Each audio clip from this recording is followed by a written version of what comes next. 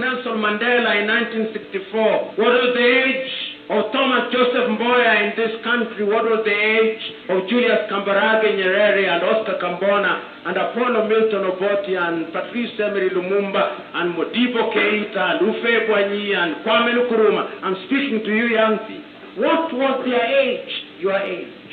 And at that time they knew only one thing, that we had to liberate the continent. They had no wealth. They had only one thing, conviction.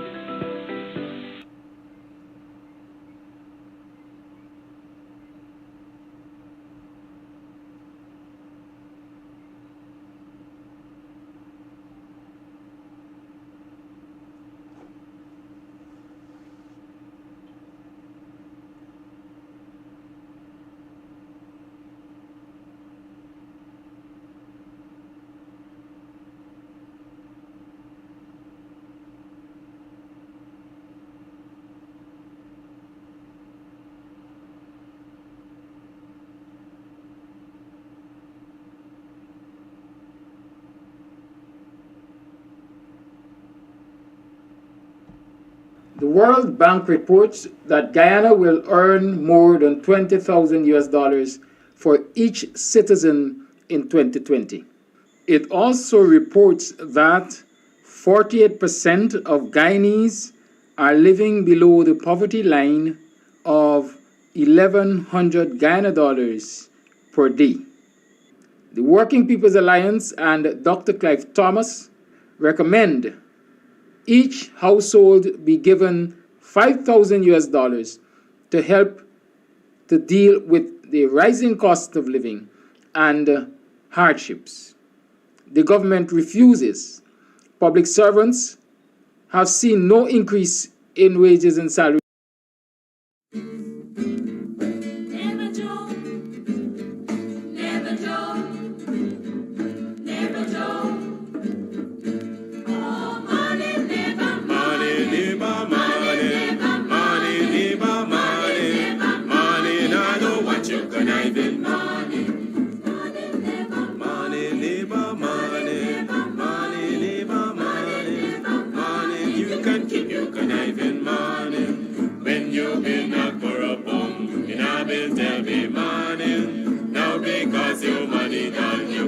Conniving morning, when you had your pocket full, in our bills there'll be morning. Now because your money done, you hustle for tell me morning. Yes, morning, neighbor. Morning, neighbor, morning.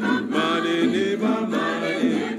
Morning, I don't want you conniving morning. Neighbor, neighbor, joke up. Neighbor, neighbor, joke up. Neighbor, neighbor, joke up. That's all the money that me walk for. A 2 pound note and a guilder piece. A 2 pound note and a guilder piece. A 2 pound note and a guilder piece. This is all the money that me walk for. I said money neighbor, money neighbor, money, money neighbor, money, money. I don't want you conniving money. Oh Joseph.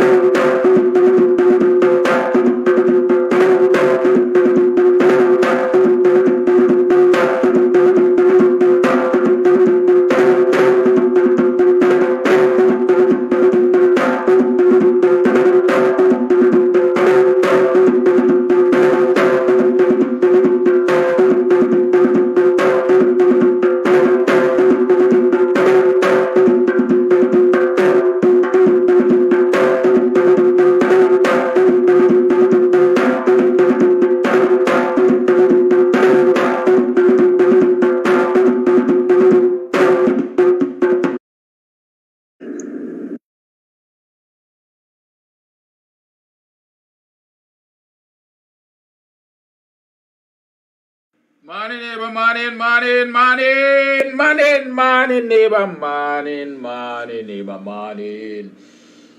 Welcome to another program of Guyanese Morning Time, hosted by the BUXTONIAN.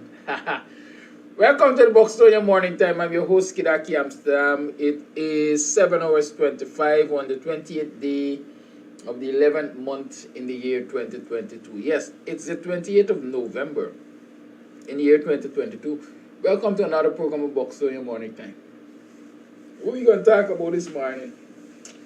I hope you all had a good weekend. I'm sorry, I can't always tell you all what happened, why it happened, or it didn't happen, and so on. I apologize for not being able to do Saturday rhythms with you. As a matter of fact, the sound system had a job. Kams Audio had a job. Kams Audio had a wedding house work, a wedding reception to provide music for Saturday evening. And I being, the jack of all trades, Mr. Technician, Mr. Technical Guy, I had to be there with the DJ.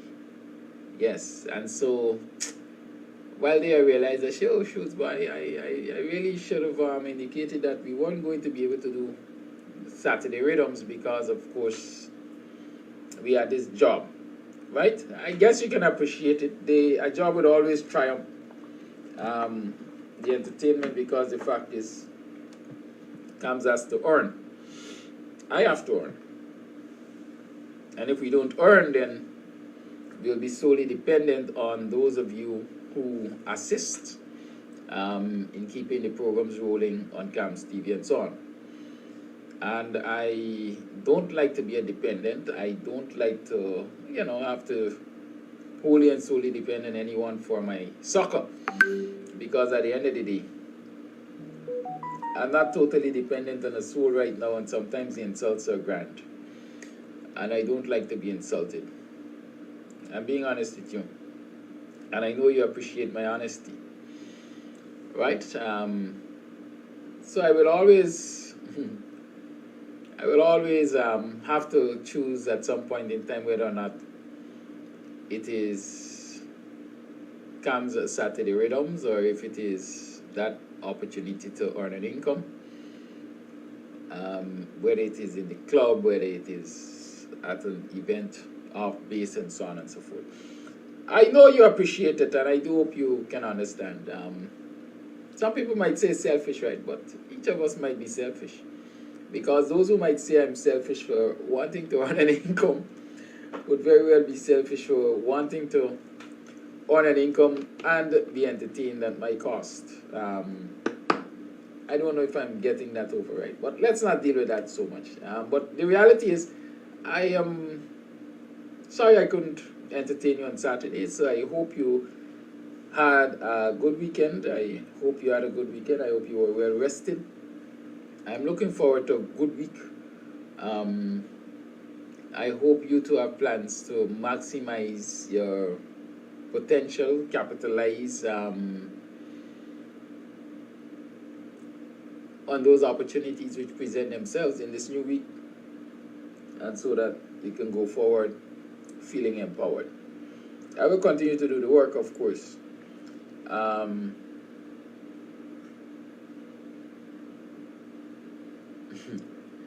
I will continue to do the work to keep us aware of what's happening in this society, and to keep politicians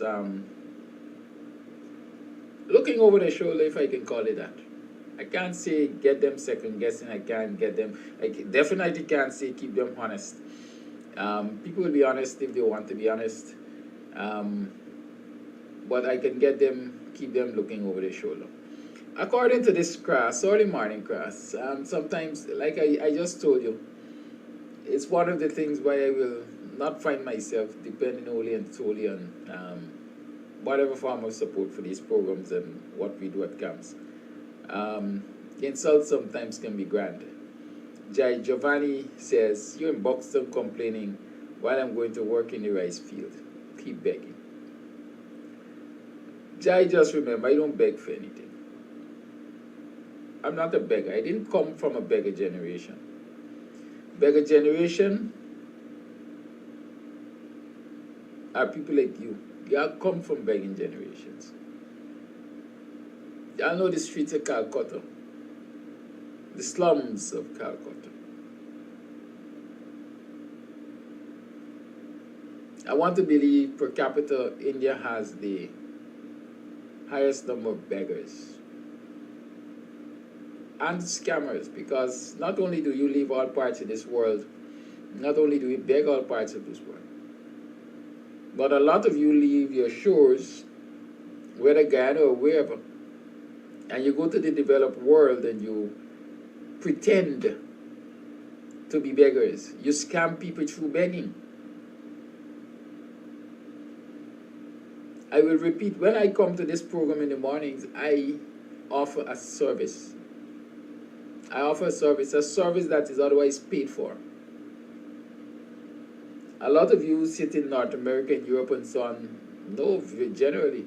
I may not class myself in the likes of Steve Harvey, but Steve Harvey is a talk show host. How rich is Steve Harvey? How well paid is Steve Harvey? That's just about one example. Whitney, Oprah Winfrey. And I can go on and give you a whole list of people who are talk show hosts, people who are analysts, and they are well paid. In your neck of the woods, wherever you are, in Europe and Canada and the US and so on, North America, people get paid to criticize the government.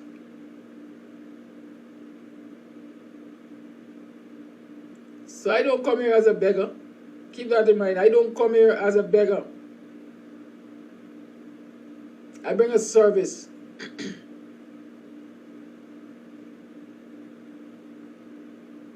And through my service, a lot of people get greater understanding of what is happening in this country. As a matter of fact, I'm sure they can equate it to some aspects of what is happening in the world. And so they get a wider world view, how things are. But according to you, I'm complaining while you are on your way to work in the rice field. Maybe that's where you should be working. I don't know if you're party true, I don't know if you're a rice farmer, I don't know what you are. But certainly I know your mind is in the mud, the rice field mud. So don't come for me this morning. This morning I'm full of energy for cuss. Because there are lots of things that are worth cussing about this morning, including you. Your mother should have swallowed. Would have saved the world one other asshole.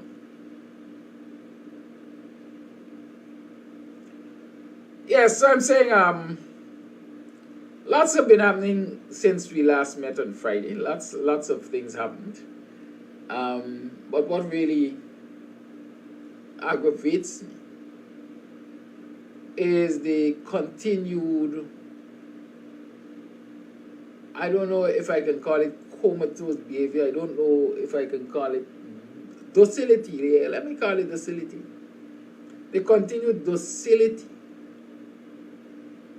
of people who come from a long history of struggle and triumph. Hey, your ancestors come from the motherland. Your ancestors come from the cradle of civilization, the African continent. Your ancestors have defeated what some people believe were the biggest armies or most successful armies around the world. Haven't you read about Toussaint Louverture? Haven't you read about coffee?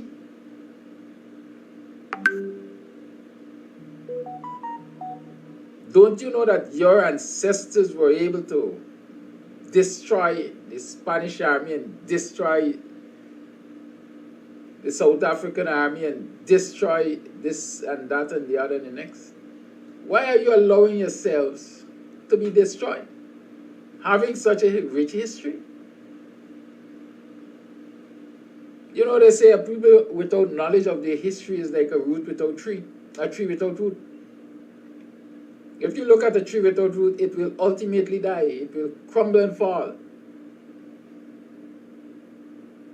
And so if you are not connected to your history, then you would just be swaying in the wind.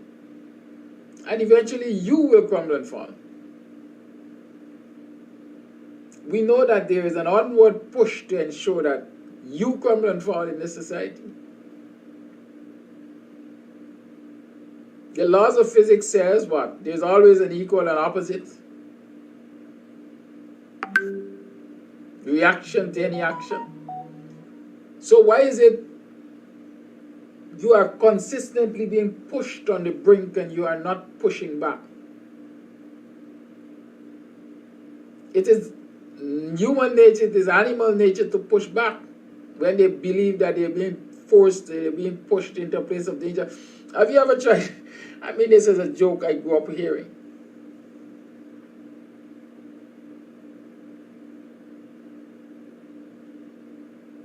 Have you ever tried pushing a goat to the water?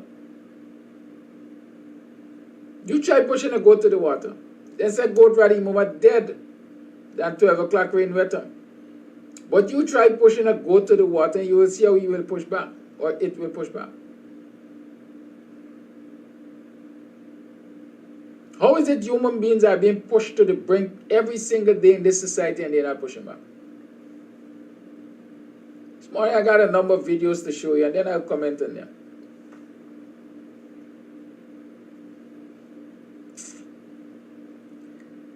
Listen, can somebody, one of the moderators, any moderators on, y'all just get rid of Giovanni for me. Block him, put him on timeout, delete him, whatever y'all want to, just get rid of his crass. Why you don't go wipe jack your backside and leave me alone this morning? I gotta go to your roots. That is where you pick up your nastiness. Y'all come from the slums of India. So where else you want to go to describe you? Your low down, stinking, dirty slum of India, Kuli.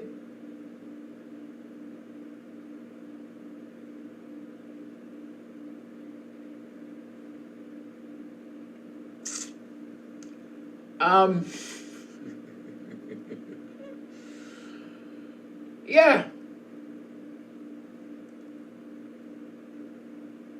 Over the weekend, there are two pieces of, well, there are several bits and pieces of information which were prevalent in my mind over the weekend. I think the first 100 persons got their home improvement assistance. But in Mocha, people's homes were being broken down by the government using heavy machinery and Venezuelan labor. Have you seen that? Have you seen that?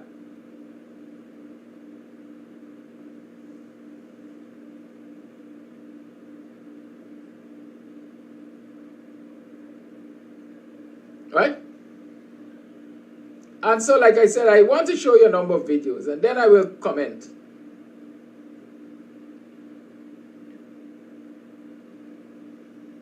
I will comment on those videos.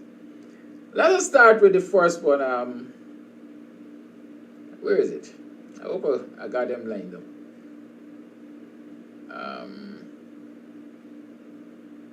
I want to start with Nima Flu Best in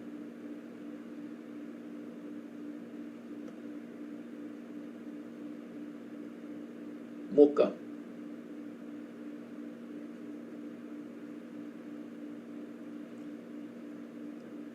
In Mocha, Nima Flu Best is already saying, I'm fed up. I'm fed up of y'all. I'm fed up of this thing. When you're fed up of something, what do you do about it?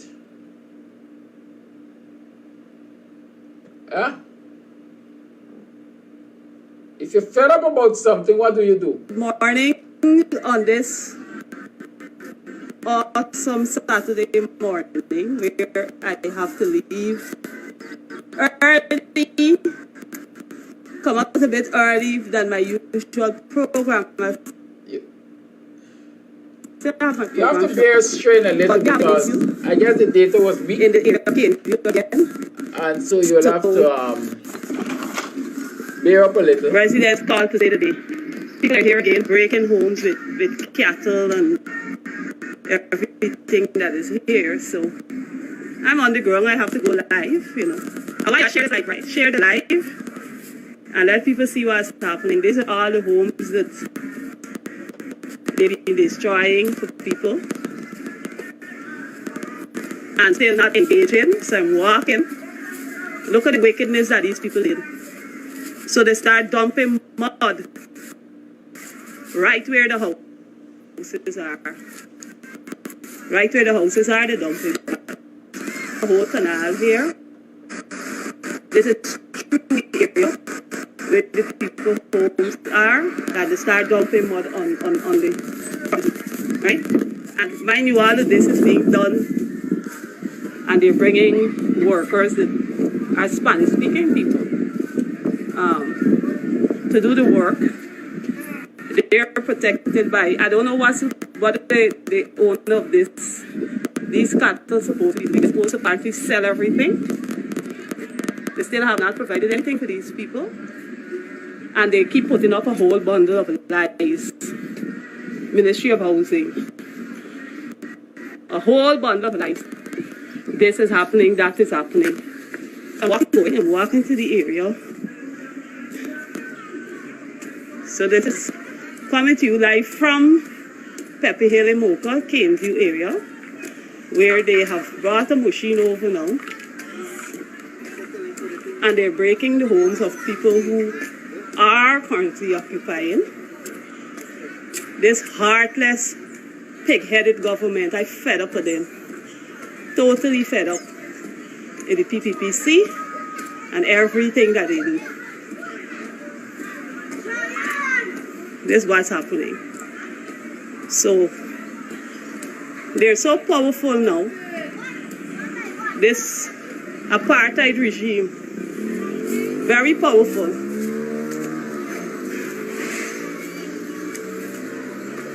So powerful that they now dump mud on the people place.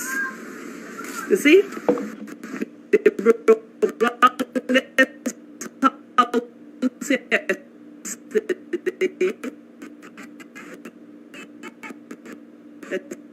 Start moving machines.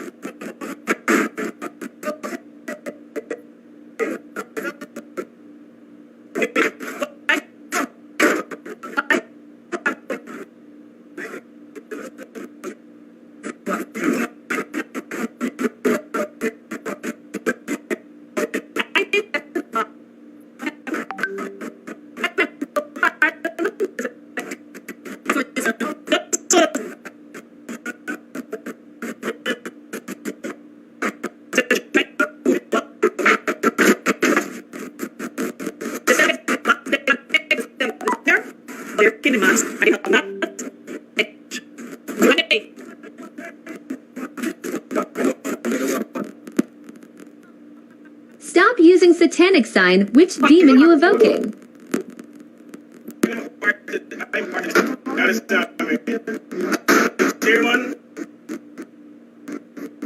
Stop using satanic sign. Which demon you evoking?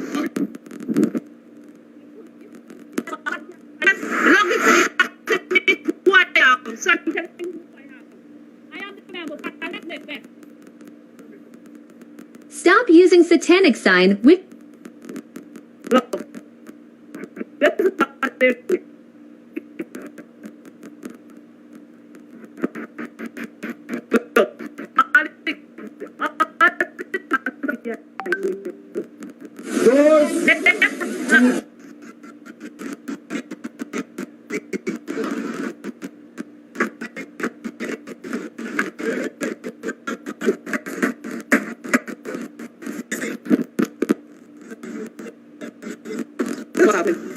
I don't know if you're hearing me. I see somebody said they're not hearing me.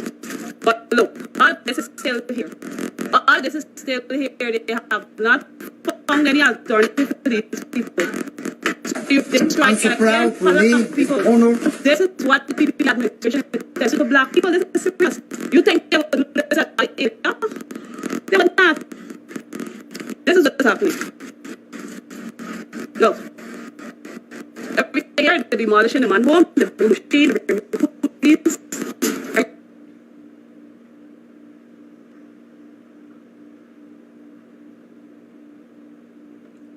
That's Mocha for you.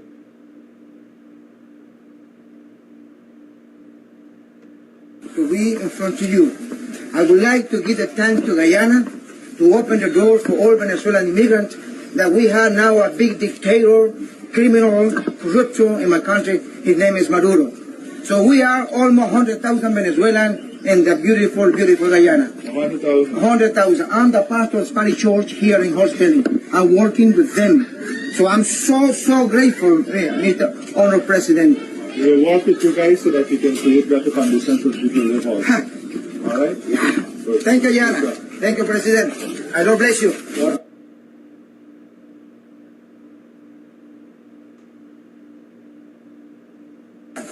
I'm so proud for me. It's an honor to be in front of you. I would like to give a thanks to Guyana to open the door for all Venezuelan immigrants that we have now a big dictator, criminal, corruption in my country. His name is Maduro. So we are almost 100,000 Venezuelans in the beautiful, beautiful Guyana. 100,000. I'm the pastor of Spanish Church here in Horse Belly. I'm working with them. So I'm so grateful, Mr. Honorable President. We will work with you guys so that we can create better conditions for people to live also. All right? Good. Thank you, Guyana. Thank you, President. I Lord bless you.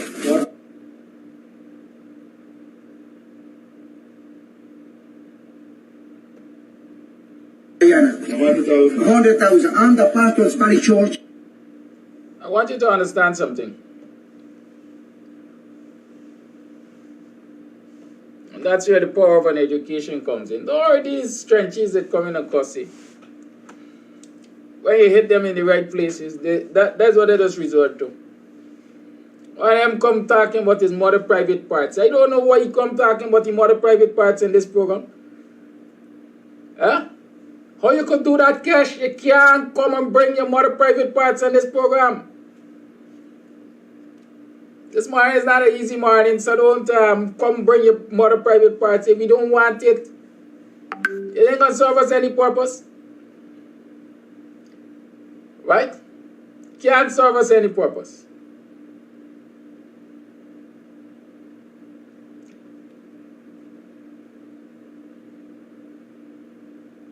I want to draw a nexus. Because in many instances, people overlook these things. The last video is a Venezuelan telling the fat guy, that, hey, it's 100,000 over there, you know. We thank the PPP for creating conditions for us to survive here and so on and so forth. In short, is you have the Venezuelans here.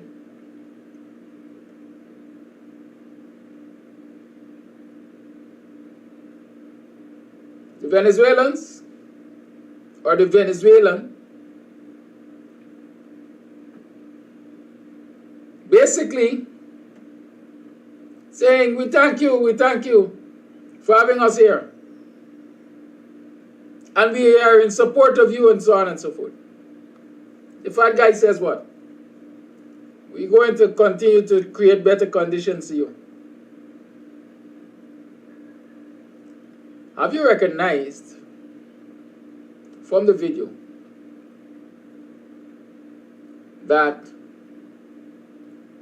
I'm talking about the Mocha video?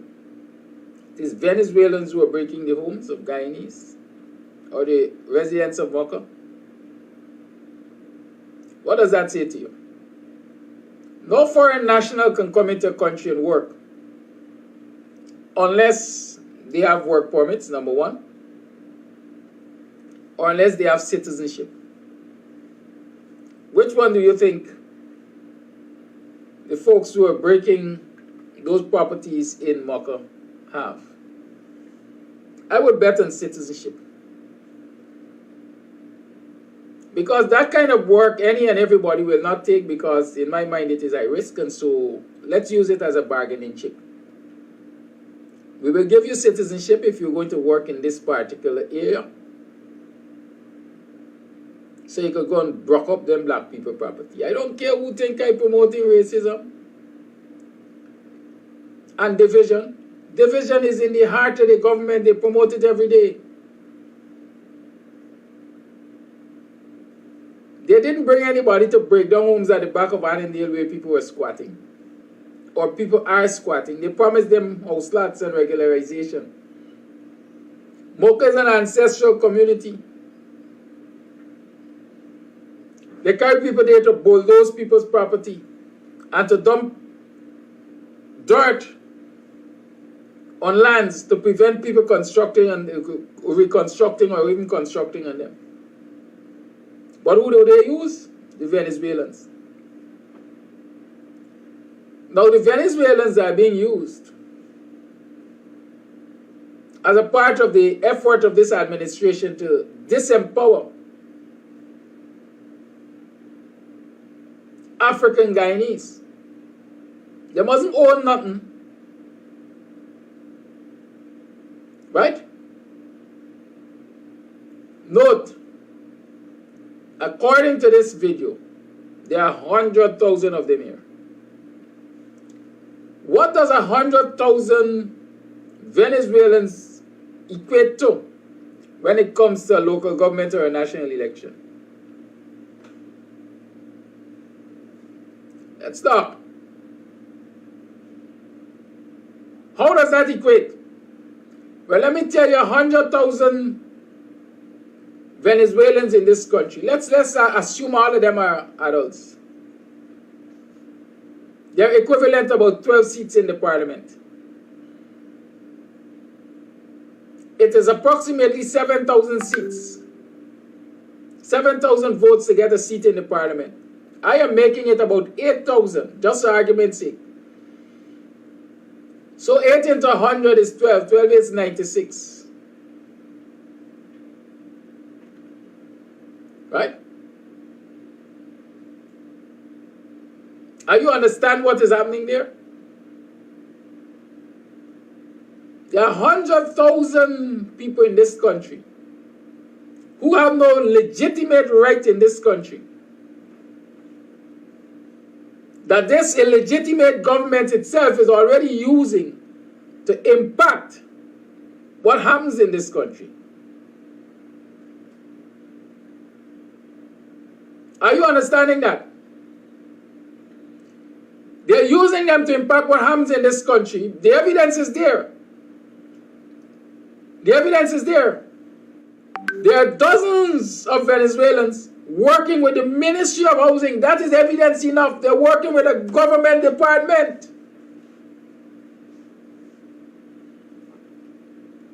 Whether it's to tear down people's property in Mocha or whatever else they're doing. Whatever else they use them in this government department and other government departments to do. The reality is, there are dozens of Venezuelans who have been made citizens of this country by this illegitimate government. Do you think it is only with the aim of providing employment for them? If it was the aim of providing employment, why don't we see a whole host of Haitians being employed? Or even allowed in the country in the first instance? Guyana is not at war. Guyana doesn't have a border controversy with Haiti. Guyana does not have a border controversy with Haiti. Guyana does not have a border controversy with Nigeria or other African countries around the world, or countries with predominantly Africans, ancestral Africans as citizens. But this government is preventing them from coming. It prevents the Haitians, it gives the Nigerians hard time and so on. Except when it wants them to come and do corrupt transactions with the government. Be the sous for the government operatives. Right? So here you have dozens of Venezuelans working with this ministry. You're seeing them breaking down properties of Guyanese born and bred who have claims to those very ancestral lands, or a more legitimate claim to it.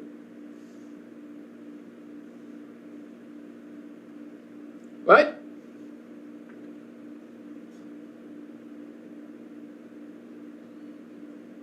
And right in the presence of the president, as you all call him, the installed fat guy, you have a Venezuelan saying, there are 100,000 of us here.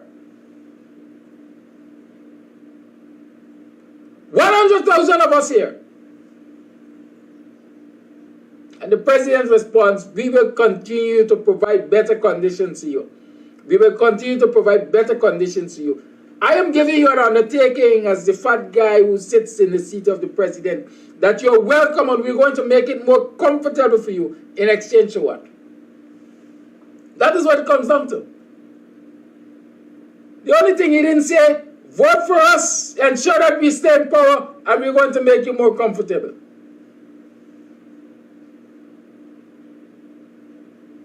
Right? But recognize the importance of 100,000 Venezuelans in this country.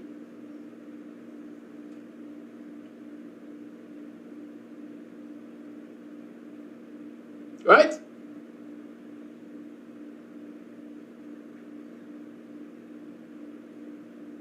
At least 12 seats.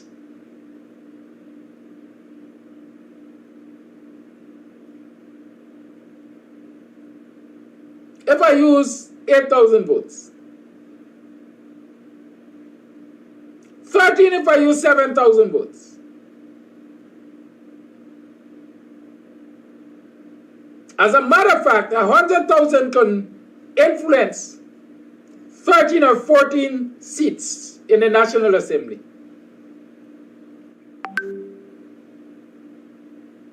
Because at 7,000 votes, you will have leftovers which will go to top up, what they call it top up. The next party in line will get the leftover votes as part of their vote count. Top up.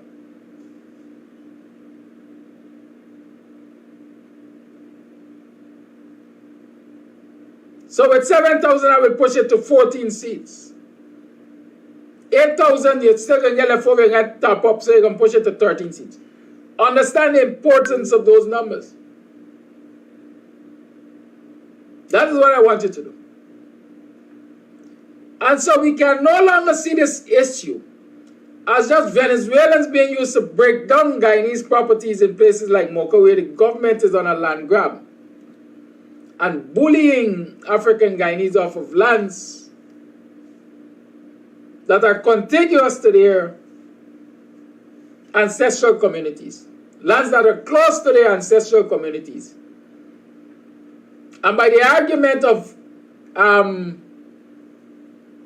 being indigenous, they should have first call on those lands, even if those lands do not belong to the community. even if they were state lands that are close to the community, they should get first call on it because it is contiguous, it is close to their community. But here it is, you got Venezuelans breaking down people's homes there. You can no longer see this as just, see it from just the point of view of Venezuelan breaking down people. I want you to see the larger picture. That's why I show you the other video with the guy saying there are 100,000 of us in this country. And Ali saying, we will make it more comfortable for you. Understand that. I want you to establish that nexus.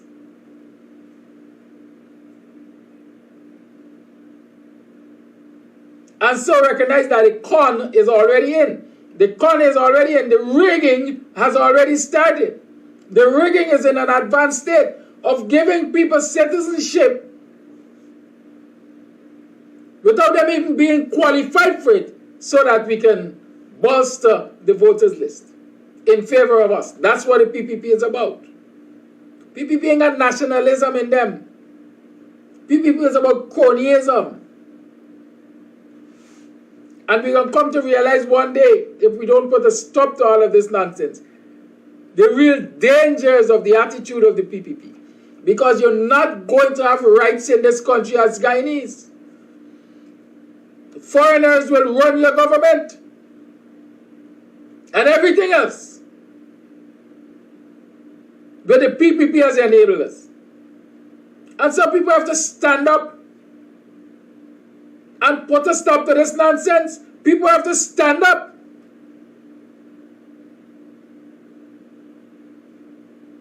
Go read. That's all I want to say. Go read. You got a lot of examples where people have to stand up.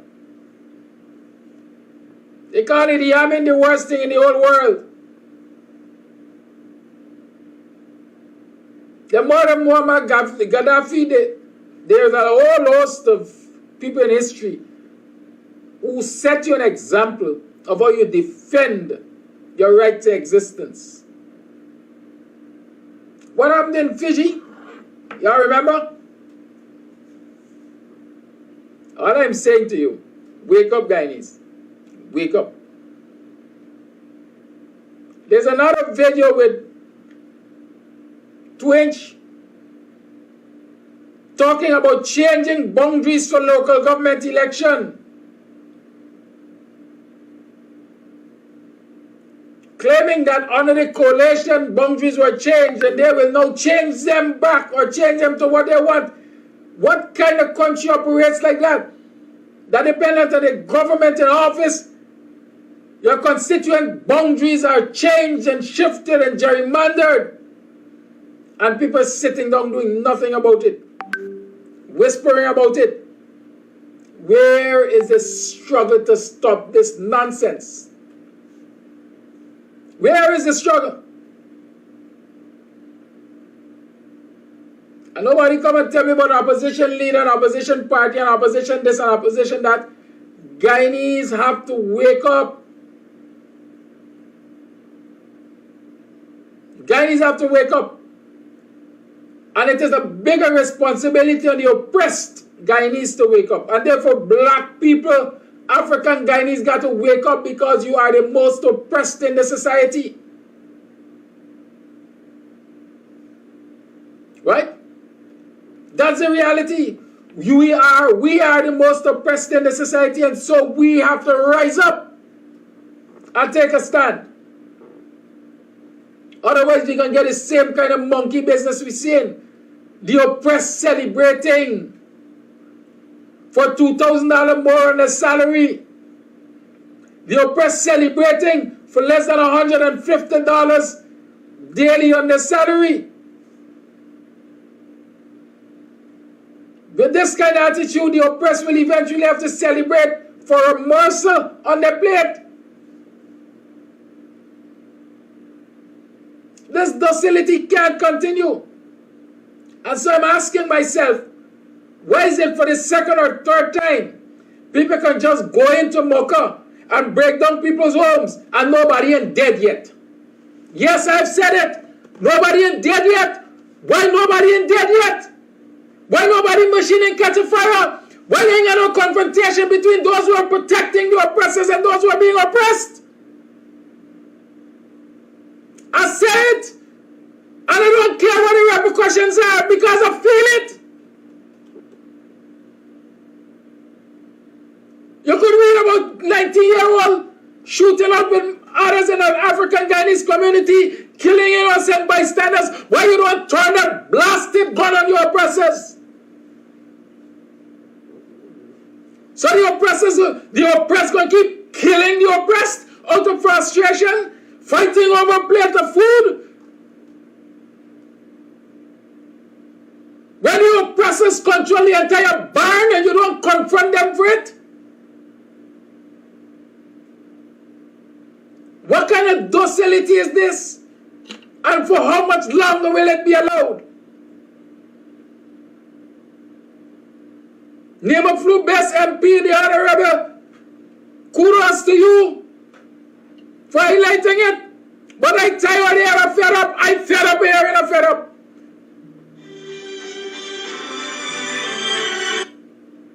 I am fed up of hearing, I'm fed up. Leaders have to lead. Bring your people together. Sit them down. Talk to them. Teach them. If you don't know, research so you can share knowledge with them. The PPP used to burn cane fields. They used to light rot and lose them in cane fields. You don't charge a rat for us.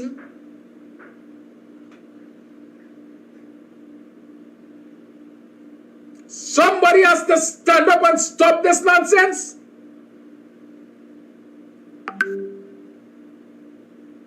I'm fed up. I'm fed up. I'm fed up with the same thing over and over. I'm fed up.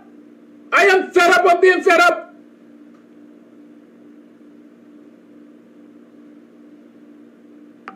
It's as if the men and women and children in these African Guyanese community ain't got no spine. They ain't got no sense of their history.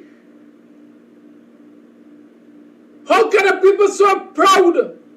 How can the people with such tremendous, enormous achievement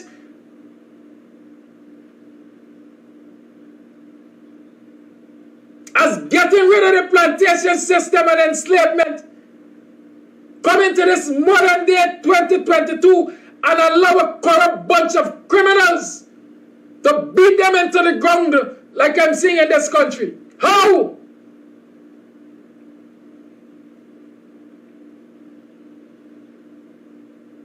How can an entire community allow one and two selfish, low-life human beings to sell out the entire community and there are no repercussions?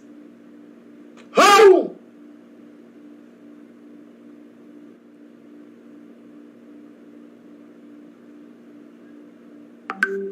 How can the masses accept starvation wages and celebrate and say little is better than nothing, when the little that you get is equivalent to nothing? How?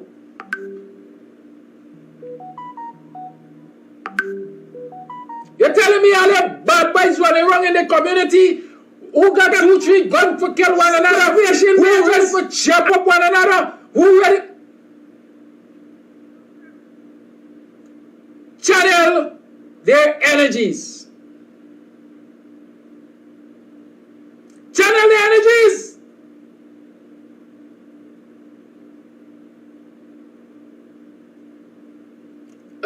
I spoke to a woman the other day, a couple of days ago. They call her a junkie. But I know she's not a junkie. And be careful. And something come up and I ask her, you ever do jail, girl? She said, yeah. I spent 18 months in jail for burning down my house.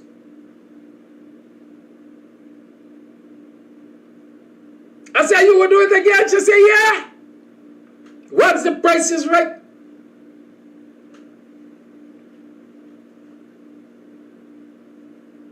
Channel the energies I said, like I say, I am saying what is on my mind. I fed up.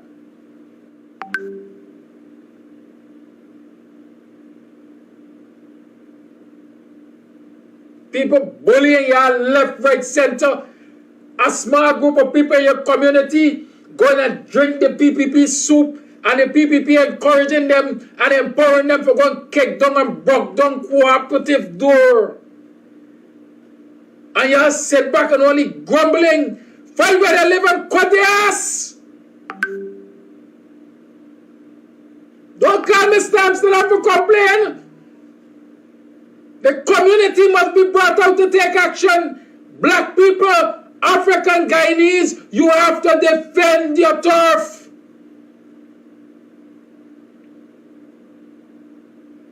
Who vex lose? I don't care what y'all call it this morning.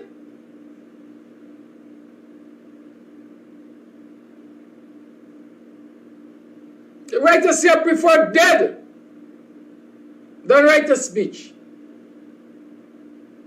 The time has come for Guyanese, African Guyanese, to be prepared to lay their lives on the line to defend what is theirs and their right to existence and fairness in this society.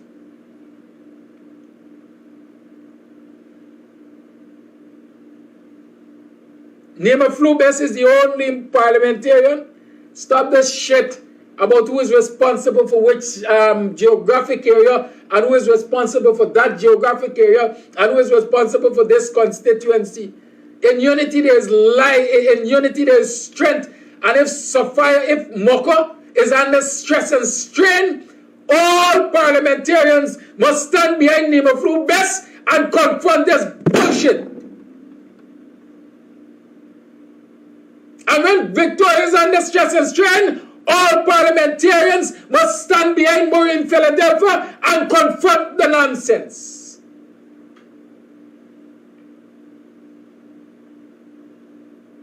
Don't tell me about who is responsible for which constituency.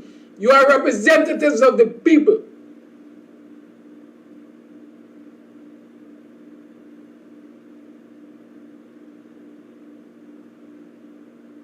As I like to say, sometimes some of you show the sign that you can't represent yourself. I will always refer to the issue when it is alleged that Kwame Mackay boxed Tabitha Sarabu. 20-something parliamentarians on one side and one here get boxed and it go down easy. If that is not a show of weakness, I don't know what else is.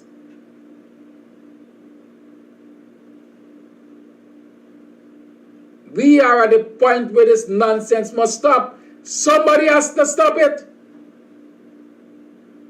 You think playing nice is going to stop it? You think playing nice is going to empower you and your people? It is obvious it is not going to work. The likes of Anil Nandlal and the old PPP knows that.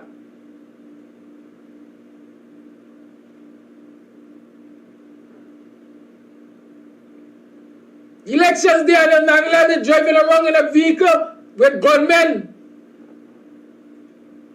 intimidating people.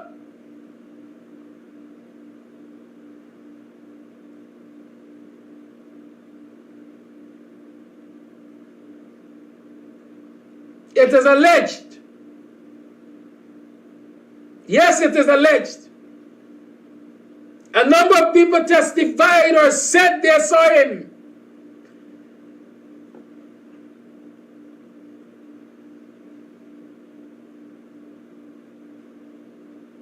Because he recognized and they recognize that playing nice ain't gonna get you nowhere. How much more nicer y'all want to play? I got another video for y'all. This morning is show and tell. Because I'm not only saying it, I'm showing you it. And if you can't wake up, too bad. That's all I can say, too bad.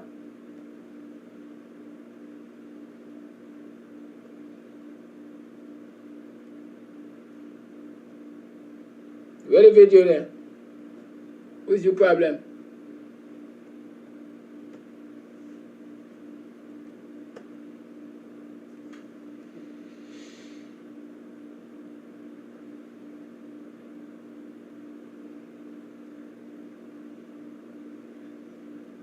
The old slave said, that's why we are here. That's why we are here. That's what the old slave said.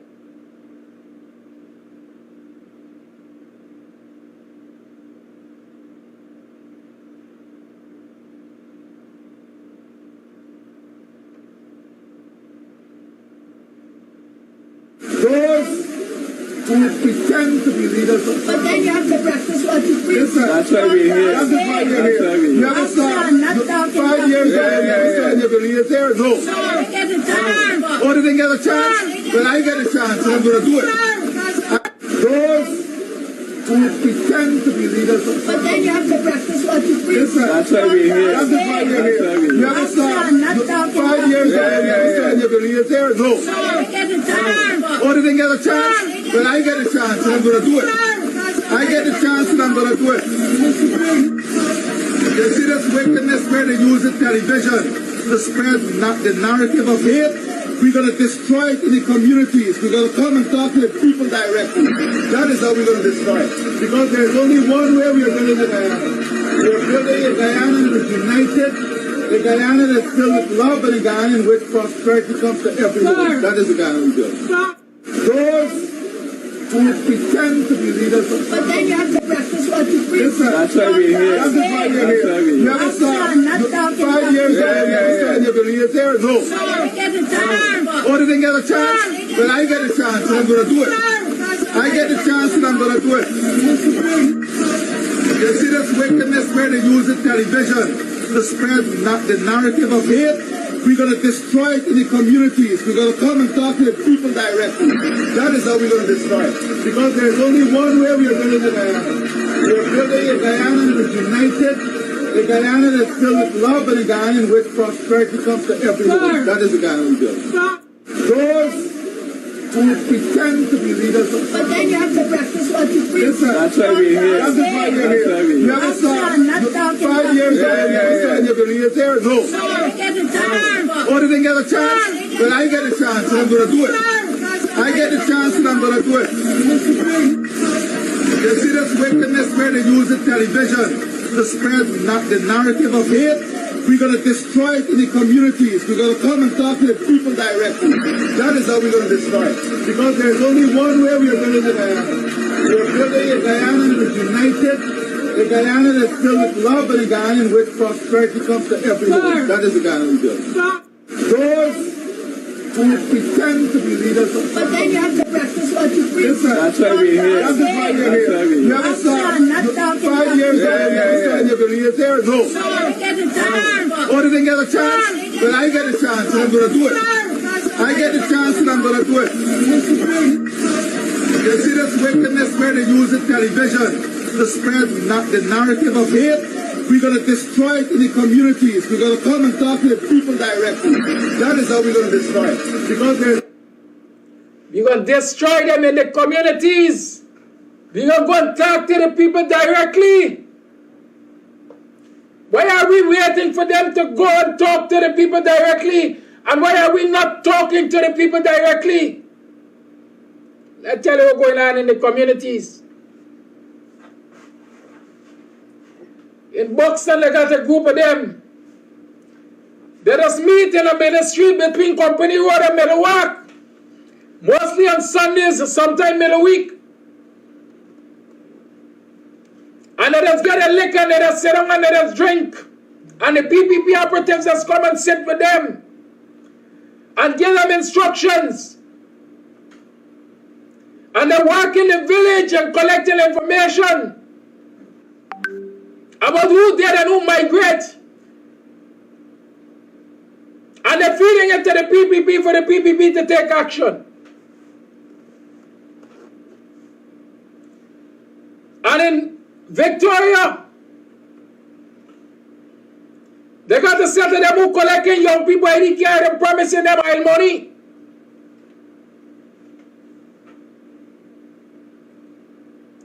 But we making it known that Ali's method of destroying them, going to the communities and talk to them, is going into the communities and getting their own, getting our own, to accept pittances out of their selfishness to destroy their own.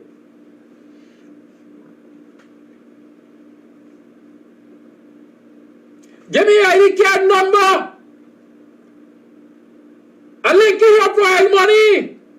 You remember how many of you were promised in the 2020 elections?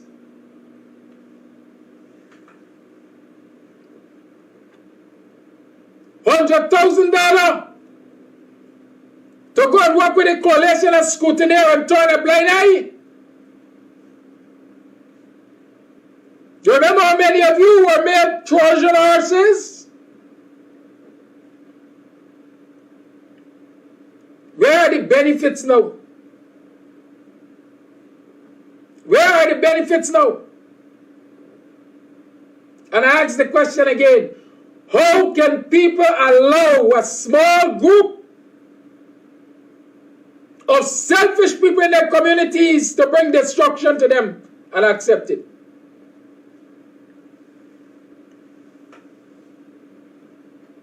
You know them? I know you know them. Why are they isolated?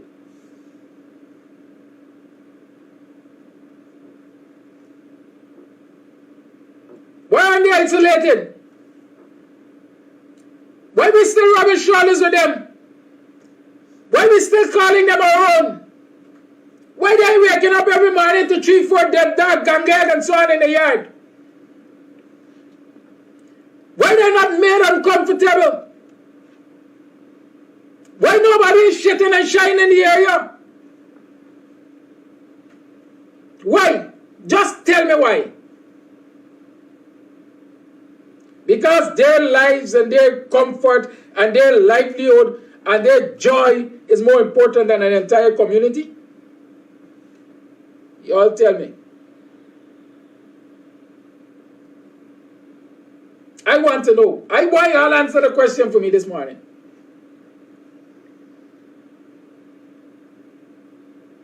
I ain't got nothing else to say.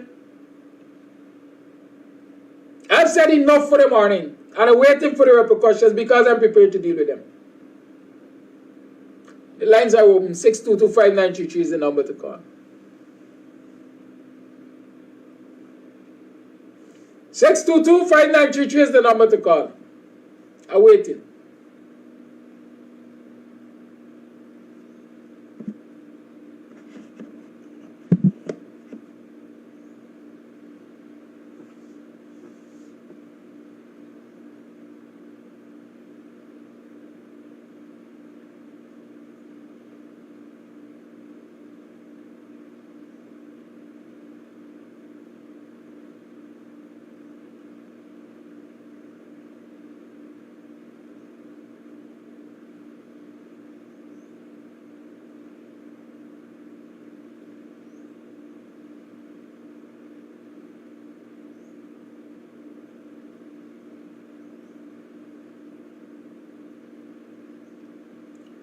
When they can't use those who live here, the locals, or they believe they can't use the locals, they find those overseas who believe that they got influence, or who believe that they got more birthright than others, or who believe they own the village transport so they could sell it out to the PPP. That's what they do. Part of the problem in black communities is we look for too much handouts. And so when they come from far, whether they come from Canada, UK, Britain, Canada, UK, the US, Europe, wherever they come from, and they say, we got an idea, nobody wants to interrogate that idea. Because what? All wisdom lies with them. And everybody rushes forward to be by their side because they got an idea. And in the middle of it all, they come to realize is another one the PPP reach out to come and put chains on the ankles, come and put chains on the wrist, to put chains on our minds for their own selfish aggrandizement. One of them, they do it to Buxton. They got others who do it to Buxton. The one that they do it to Buxton say they give me suitcases of money. He never see money so much in his life. And so he was sold to do what they asked him to do. Today he lives to regret it. But others are still walking in that same footstep because they believe they are the custodians of our wisdom. Let me sell we people into shackles. Caller, you're live. Good morning. Good morning, Kadaki. You see them things you saying there? All of it is true. And I'm glad you did the videos back to back. In the African communities, they get these same people to come and destroy us. We must not have nothing. What these people want to say, these Calcutta slum area people, that they came from the slums where they had nothing. And if you look at India, over time, India many is African a small place that is densely populated. And because of the small land mass, they do not have lands to accommodate them. But because of the caste system in India, where the top people got to get because they are top brass, those that are under the top brass,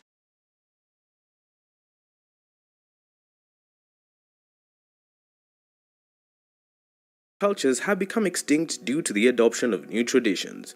Nevertheless, over time, many African cultures have become extinct due to the adoption of new traditions. Nevertheless, the individuals that ruled over such dynasties live on and are mentioned in African folktales. Some of these African warrior names are revered for their bravery and accomplishments. Welcome to We Love Africa, and in this video, We Love Africa presents 15 greatest African warriors that made history. The countries making up the African continent have had some of the greatest African warriors to ever grace the earth. Besides being exceptional combatmen, these warriors were also great leaders and outstanding strategists. If you like informative and educational videos on Africa, make sure to like, subscribe, and ring the notification bell to catch all our latest videos. 15. Carlota Lushumi. Carlota Lushumi, while still a child, Carlota was kidnapped from her home in Yoruba and was exported to Cuba in chains and later became a slave in Matanzas. In 1843, Carlota, alongside another woman known as Femina, planned to lead a rebellion at Triunvirato, where they had been enslaved. However, their plan backfired when it was discovered and Femina was imprisoned. Carlota rallied up other slaves to help free most of the slaves, including Femina. After fighting for her freedom, she led a group of slaves to form an army uprising against brutal slavery acts. Carlota had a good run for 1 year before she was apprehended, tortured, and murdered. Number 14. Amanirenas. Amanirenas ruled over the Kush Empire between 40 BC and 10 BC. She is remembered as a courageous female queen who defeated the Romans in Egypt with approximately 30,000 soldiers. After the defeat, the Romans tried to fight back, but Amanirenas and her army retained their power resistance. After 3 years of facing violent battles, the two parties decided to negotiate a peace pact. She was considered a devoted warrior for fighting alongside her army. 13. Nzinga. Nzinga was a great queen and smart ruler of the Matamba and Ndongo kingdoms, currently Angola. She ruled over the Mbundu tribe during the 17th century and is celebrated for heroically and astutely fighting against the Portuguese to free her people. Besides, Queen Nzinga built a formidable army by recruiting runaway slaves as well as Portuguese-trained African soldiers. Matamba became a supreme trading power in the Central African region under the Nzinga rule. Over time, since her control, her nation was among the African countries that resisted Portuguese colonization after several attempts. 12. Shaka Zulu. One of the popularized traits of the Zulu fighters is their exceptional skills in combat. Shaka Zulu, a fierce ruler of the Zulu community, introduced military reforms that enabled his people to gain their warrior culture and formidable reputation. Why was Shaka Zulu deemed a warrior? Even though Shaka Zulu had the power to defeat many, the war was not his first decision. He was a skillful diplomat who incorporated other techniques to negotiate with his enemies. During his 10-year rule, Shaka was in charge of 50,000 combatants and reigned over 250,000 people. If you're looking for an African warrior tattoo, Shaka Zulu would probably be a good choice. 11. Eware the Great. Eware was a legendary African warrior in the Benin Empire. He came into power after a bloody battle that claimed his brother's life. Despite a rough start to his reign, Eware managed to rebuild the city. Under his regime, he conquered new cities, reformed the political structures, became a patron of the arts, and encouraged trade with other countries that made ivory and wood famous. Most believed that Eware had magical powers demonstrated in most of the artwork in the epoch. To date, an annual festival dubbed Igwe is marked in Benin, and the meaning of the holiday is to renew Eware's magical powers. 10. Warrior Queen Amina. Amina, also referred to as Aminatu, was a renowned female warrior of the Zaria Emirate, today Nigeria. The warrior queen ruled for 34 years, during which she seized many cities. Queen Amina was an eager warrior. Even from a tender age, she showed interest in wielding weapons. To keep her authority, this female warrior refused to marry. A vital part of her legacy is that she began the cultivation of kola nuts in her kingdom. Number 9. Tunka Manin. Tunka Manin ruled as the king of Wagadu from 1062 to 1076 AD. History books describe Tunka as a just king who mediated over most disputes in his realm personally. Besides his involvement in the communities, King Tunka also managed to boost the economy of his empire. 8. Sechwayo Kampande. Sechwayo Kampande is recognized as a true African hero owing to his victory against the British. When the Englishmen invaded Zululand with excessive force, Sechwayo did not surrender and instead sent over 20,000 Zulu fighters. His army empowered the British in what was seen as the biggest opposing battles by the Africans, losing just 1,000 of their warriors. It was this battle that King Kampande managed to kill the heir to the French throne, Prince Napoleon. 7. Mansa Kankan Musa. Mansa Kankan Musa was one of the wealthiest African warriors whose sovereignty lasted from 1312 to 1337 AD. Mansa was also the 10th Sultan of Mali, and under his control, Mali conquered 24 cities. Due to his bravery and power, this African king earned many nicknames and titles, including Conqueror of Ghanata and Lion of Mali. 6. Behanzin Hosu Bowele. Behanzin Hosu Bowele was arguably the bravest and most influential West African king who ruled during the end of the 19th century. He is also known as the King Shark. Among his many wins was outpowering the 1890 French voyage and demanding that they pay to utilize the port of Cotonou. Behanzin was considered a courageous and wise king by his subjects owing to the fact he commanded more than 150,000 male soldiers as well as 5,000 infamous Amazon women. Number 5. Ezana of Aksum. Ezana reigned over the Aksum kingdom during the 4th century AD. The Aksum kingdom covered a vast region including modern-day northern Ethiopia, northern Somalia, Yemen, Djibouti, and parts of southern Saudi Arabia and Eritrea. Ezana is revered as the first king of his region to switch to Christianity and becoming a saint of the Ethiopian Orthodox Tewahedo Church. Beside this, he was a generous ruler who cared for the happiness of his subjects. Ezana also constructed various significant monuments and stelae during his regime. Number 4. Hannibal. Hannibal of Carthage was considered one of the most prominent African warriors not only in Africa but across the globe. Hannibal was from a family of fierce warriors with his dad, brother-in-law, and 2 younger siblings who were also notable combatants. Under his regime, Hannibal led his armies in conquering most of the nations that faced the Mediterranean. One of the famous stories of this African ruler is how he used elephants to help his soldiers cross over the Pyrenees and the Alps. According to many legends, all the Roman families lost at least one family member to the Hannibal militias in what was dubbed the First Great War of the World. Number 3. Almami Suluku. Almami Suluku, born in 1820, is remembered as one of the continent's fierce warriors. He ruled over the Biriwa Kingdom, one of the biggest in Sierra Leone, and managed to keep his independence for the most extended period. Under his regime, the kingdom flourished in riches and wealth as Almami engaged in the trade of gold, ivory, foodstuffs, and hide. 2. Ya Asantewa. Ya Asantewa is a heroic warrior queen who ruled over the Ashanti Kingdom in Ghana. She is remembered for her role in leading the army that fought against the British invasion. During that time, the golden stool was one of the most significant possessions of the Ashanti tribe. When Frederick Hodgson, a British governor, demanded that he wanted to sit on the stool and own it, it angered the Ashanti community. For this reason, and under the directive of Ya Asantewa, the Ashanti managed to fight and win against the British.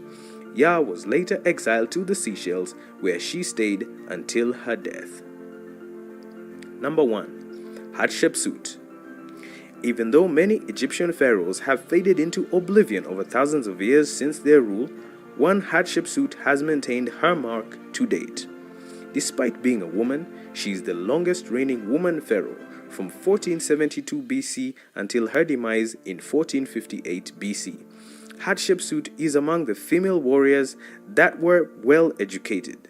During her reign, she managed to increase the wealth of Egypt by developing vital trade routes. Moreover, she also managed to construct and commission several buildings, statues, and monuments.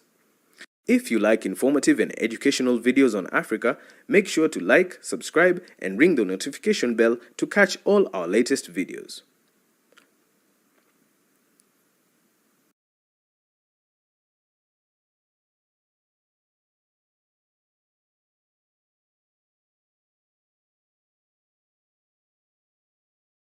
Morning, neighbor, morning. Just a little tidbit there to remind you that you come from greatness. I don't know why y'all think y'all got to lay back, throw back, and accept all of this nonsense as if you don't have it in your spirit. You got it in your blood, man. If I wire them, I look, tell them that's not clever. Sound like young boy there. Morning, welcome to another program. It is now the 29th day of November in the year 2022 at 7:31 hours. How y'all been? How y'all make out yesterday? What's happening in Moko? Anybody has an update of Moko? I see the super. Y'all know the soup drinker, Mark? Mark Phillips, the super. I saw somebody, I read an article last evening that says that the super is lashing out at Leland Saul. The soldier bodies, they're serving the army together. For signing that document which was dispatched to the US to highlight the government's wicked nastiness and racist behavior. There are some claims in there which I hope I can address in the course of this morning. But the question is, how did you make out yesterday? What happened for you? Today's protest day, it's raining. I hope we can go there today and protest again in front of GCOM. A lot has been happening, Sometimes I sit and I wonder, that's why I say to you people, live your calling, live your calling. Sometimes I sit and I wonder how it is I address these things almost in such a timely manner. Yesterday morning, I was pointing out the nexus between 100,000 Venezuelans living here and elections rigging. And as we say, boops. Later in the day, I saw Rickford Burke posting that a Venezuelan was found with a Guyanese ID card. And then later in the evening, afternoon, night, Mark posted a photograph, well, an ID card, a photograph of an ID card, with a Venezuelan-looking person on a Guyanese ID, male photograph, or what appears to be a male photograph, but what appears to be a female name. Y'all recognize anything happening there? Morning. I share the life. Share the life, share the life, share the life, share the life. We got things to talk. Sometimes I don't even be able to talk. I could open up the lines right now, you know, I let y'all talk. But we got things to talk. Remember, if you're looking for a sound system, if you got a Christmas party or any function of any sort, here you are. I know y'all know the number. Same number, 6225933. If you're looking for sound system, you can call us, 6225933. If you're looking for a hall, you can call us to Club Twilight is available for Christmas socials and so on. So you don't have to party in the rain, and you don't have to broke your party, broke your pocket to have a Christmas social.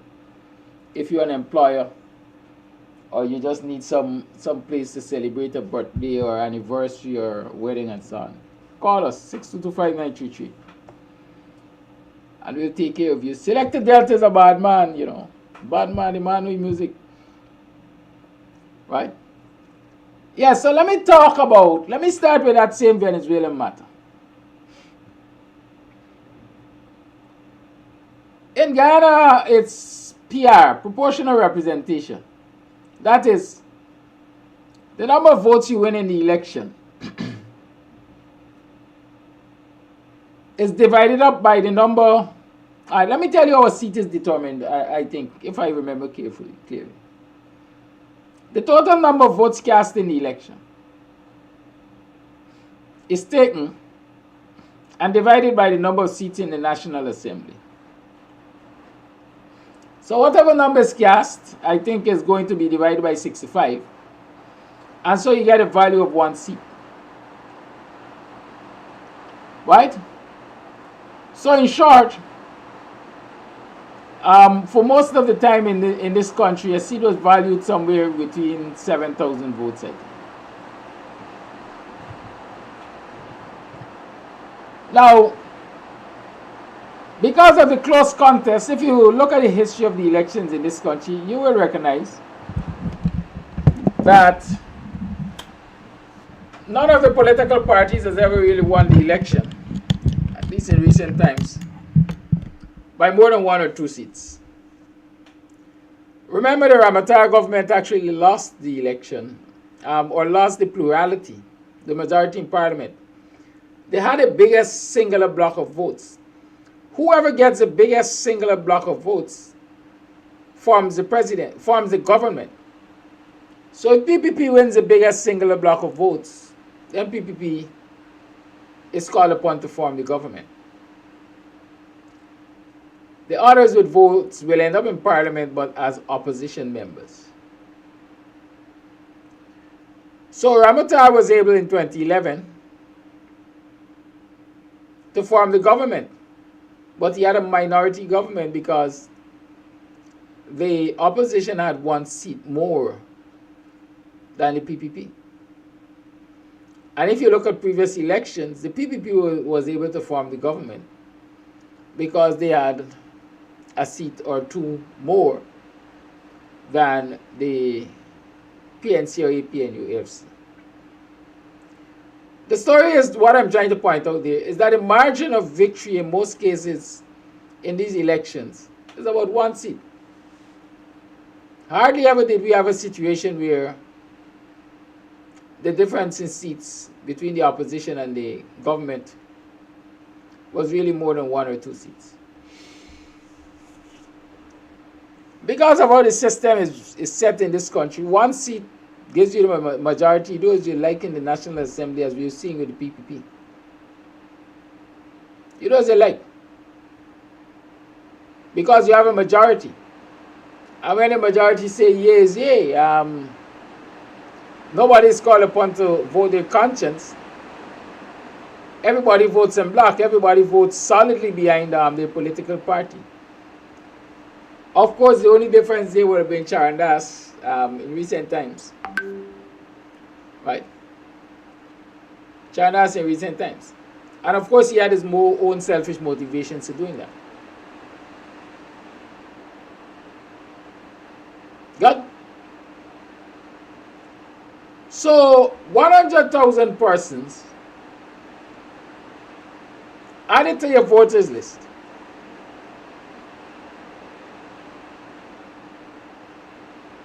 Opens up a lot more possibilities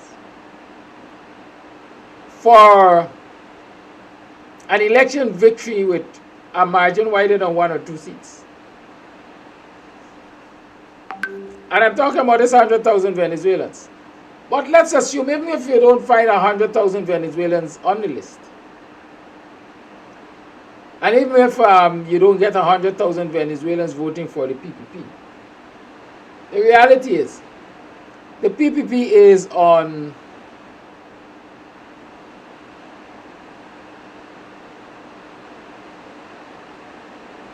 a forward march, let me call it that. They're on a mission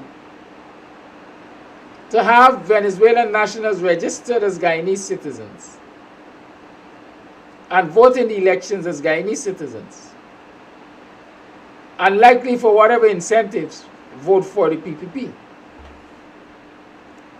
And if you think that is far-fetched, I want to remind you of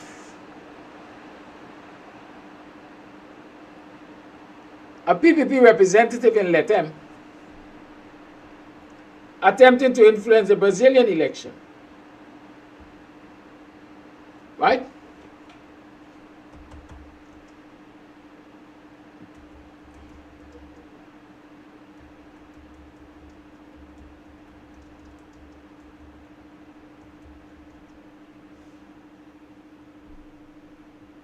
Right? There was a big story, I think just around 2020, when we were having our own elections issues here, where a representative of the PPP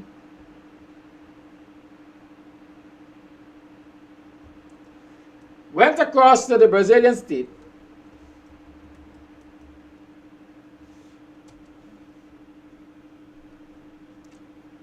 to vote in the Brazilian election.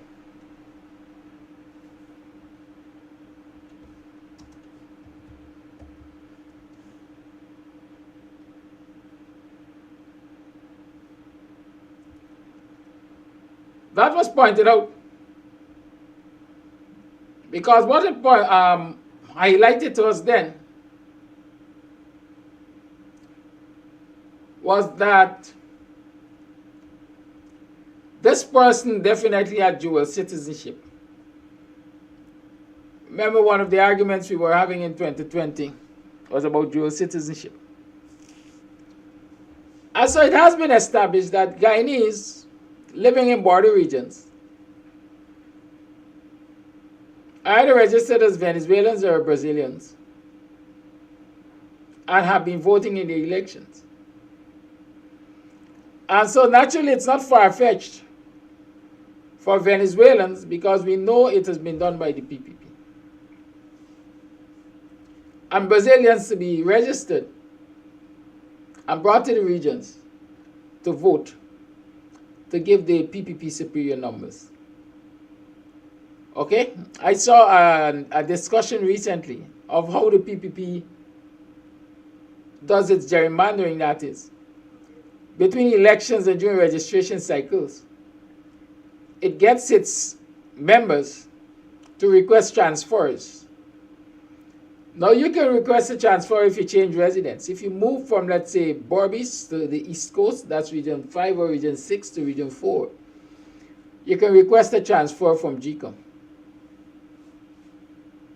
And so after the national elections, or general and regional, I think they call it, you can request transfers from all over the country to particular regions and be transferred to those regions. And the PPP has been doing that in preparation for local government election. And so if they want to win, they're determined to win, let's say, Buxton Falls NDC. They have a whole lot of their people transfer from other areas and so become registered in the Buxton Falls area. And so they go out and they vote heavily PPP. Gives PPP the win. And then basically at a later they transfer back to the original places for national elections. And that cycle continues. It has been established as a pattern that the PPP has been using to rig elections. And so when you see Venezuelans in 100,000, in the number of 100,000, remember I said to you yesterday, that 100,000 represents between 13 and 14 seats in parliament. The registration, who does the registration of these 100,000 Venezuelans benefit? Naturally, one would believe the government of the day. Because the government of the day, number one, can facilitate the registration and will use that as a bargaining chip for the votes. The government of the day also has access to the Guyanese resources and can use that as a bargaining chip with the Venezuelans for the votes. You are the fat guy? I will continue to create conditions to make you more comfortable in Guyana. That's an offer, right? If you want to be more comfortable in Guyana, ensure you vote for us. And so you keep us in office and we will keep our promise to you.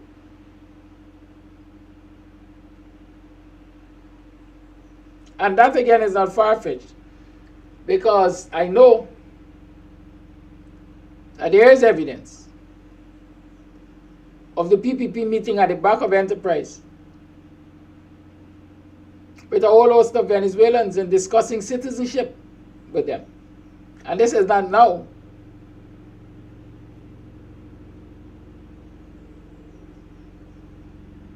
I also know that there are a few Haitian nationals that they are negotiating citizenship with,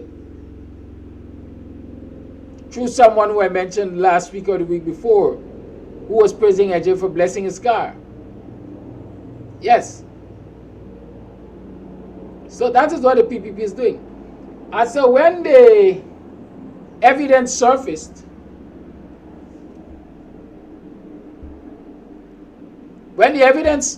basically, or when Rick Ford put it out there that he's aware of a Venezuelan national with Guyanese ID card, it was only supporting my position yesterday morning, and it continues to support my position that there are Venezuelans who are being registered and given citizenship and so on by the PPP in exchange for votes. Now let's examine this ID card that Mark posted. First and foremost, the first red flag, as they say for me, is it likely that a male would have a female name? How likely is that? Right? I'll tell you something. In Spanish, you have female sounding names that are used by males. Likewise. All that makes the difference is an accent. Some accent here or accent there that will differentiate male and female. So is that a case of a Spanish name and we just seeing it as, what was the name, Amanda or something? I can't remember. Right?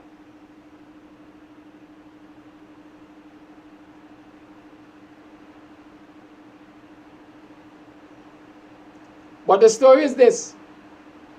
How does a male photograph find itself on an ID card with a female name? That calls for further investigation. Good? Let's, for argument's sake, assume that, okay, the name matches the photograph. The person was born in 1951. How old would they be now? Am I right to say 71 years old or something like that? 79? I think so. This is 2022. 71 years old.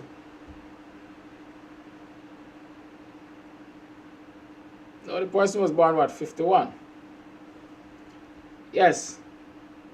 Sometimes even my maths beat me up, eh? I wonder why.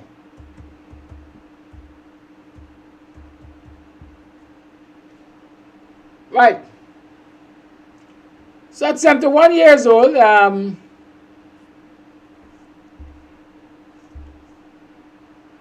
at 71 years old, that ID card was issued in 2009. Right? 2009 means 30 years ago that ID card was issued.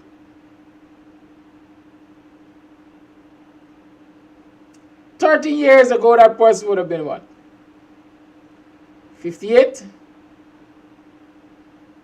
How does that photograph look like a 58-year-old? I don't know. I'm asking. Some people age gracefully, others don't. So if you look at a photograph for a clue, does the photograph suggest that it's accurate? That photograph represents a 58-year-old at the time, because it would have been taken 13 years ago.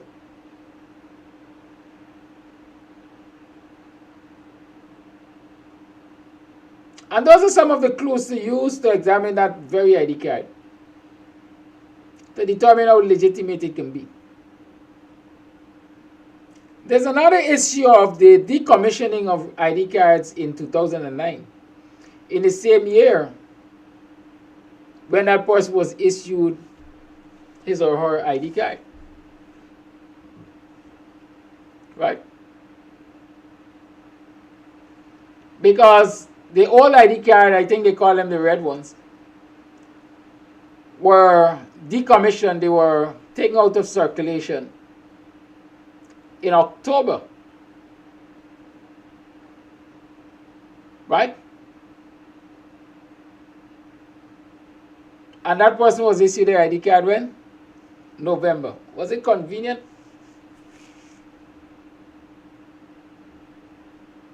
Was it convenient that that year was used? You see, I'm not in the system, so I don't have all the answers, but I can put all the questions out there. I don't know who's going to interrogate the issuance of those ID cards or that particular ID card. But I know somebody has to interrogate Claudette Singh for it to interrogate the system. And I know for a fact that there are lots more ID cards like that that will turn up.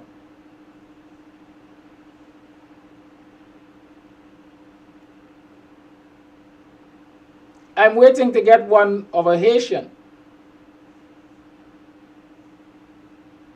being granted citizenship and placed on the electoral roll with somebody else's name. I'm waiting for it.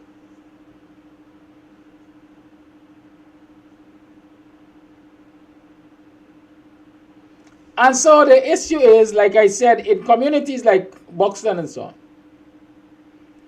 the PPP has its folks, those who are treacherous enough to their own communities and so on.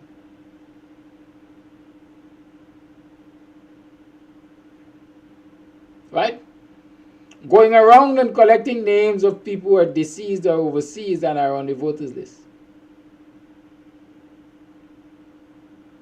So we have to be aware and we have to be vigilant enough and we have to check those lists and see those names.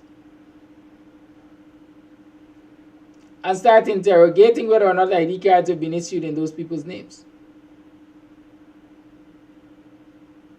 right?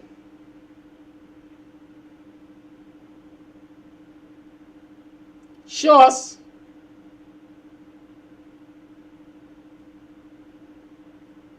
We can investigate. We have to start investigating to find out if these dead people in our communities are now being reborn through Venezuelans. Because that is what the PPP is using to rig the election. It's one of their plans. The question is, how will you counter that? How will you counter that? That can't be countered on election day. Has to be dealt with now, because election day, person turns up with their ID card number is called and so on. Scrutineer follows through the line, ID number is accurate, name is accurate, and so on and so forth. The person gets a ballot.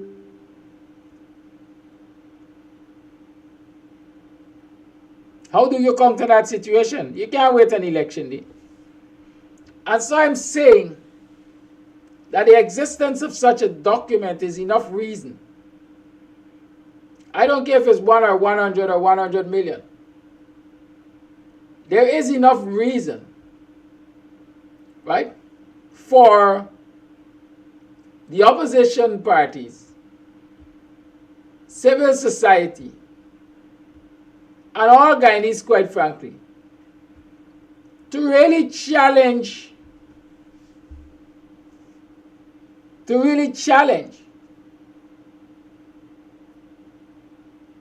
intent of the PPP to host an election, local government election, in March month with this bloated list. I don't care who says that the law says you can't change the list, you can't take off people's name and so on. Citizens are not creatures of the law. The law is a creature of the citizens. The law didn't make the society, or the law didn't make citizens. Citizens gave way to the law. And so citizens have a right to stand up and demand that the law be changed in keeping with their requirements. And so I'm saying to you again, stand up and demand, come out in front of GCOM today at 12 o'clock. And every time you hear there's a protest for list, cleaning the voters list, turn up. Because citizens must demand that the voters list be cleaned. Listen, it's like a parent. I say to my child or children, hey, get your room clean. I don't care how they clean it. But at the end of the day, it must be cleaned, and clean to my satisfaction. If they need resources to clean it, then there are places to approach me to say, well, we need X, Y, or Z to clean it. I'm not concerned with how you clean it. What I'm concerned about is that it is cleaned, and citizens must be concerned with the cleaning of the voters list. Quite frankly, I don't care how the government gets it done. So long as they get it done to our satisfaction, that is what is important for me. And so we have to take that attitude and demand that the list be cleaned. Otherwise, we are going to end up with some serious problems, problems which we have seen in the past. Problems we have seen in the past. The continuous fight over who rigged the elections and who didn't rig the election. The continuous fight over legitimate and illegitimacy of a government.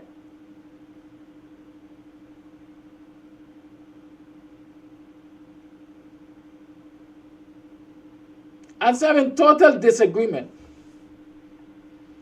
with people are saying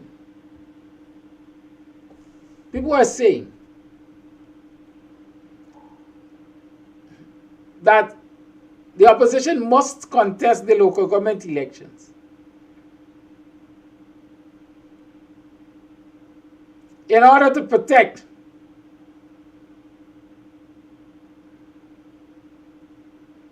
in order to keep control of those constituencies, neighborhoods, and municipalities that it currently has control over.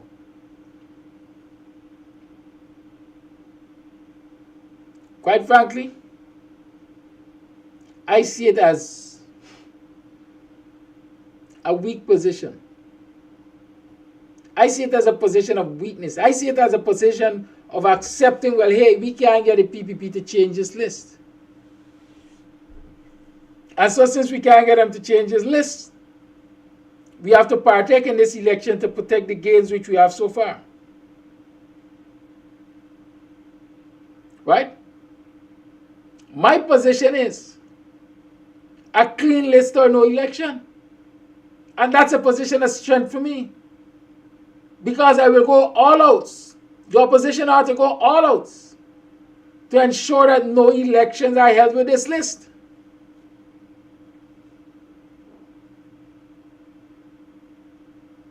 Somebody needs to approach the court. If somebody needs to awaken the dirty trick department, awake the dirty trick department. It's as simple as that. But no stones must be left unturned to stop any elections proceeding with this list. That's my position. And it means that citizens have a big part to play. The PPP insists on having an elections, ensure it doesn't take part in your neighborhood.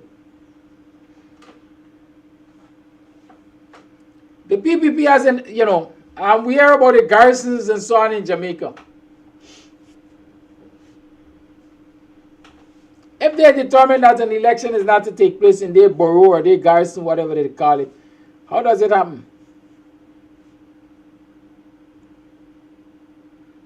How can it happen without bloodshed? Guyanese blood too precious? Them boys used to say as we were growing up, like, your blood left in the freezer. Guyanese blood too precious? Nobody wants a little blood spill. If these mercenaries in the PPP, realize that Guyanese are fearful of losing a drop of blood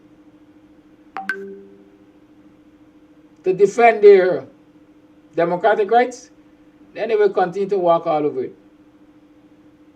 If they realize that Guyanese political opposition leaders are afraid of spending a day in jail to defend the rights of their constituencies,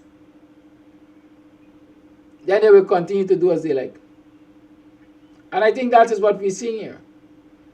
And so when political leaders on the opposition side come out and say, it would be foolhardy of us not to contest the election,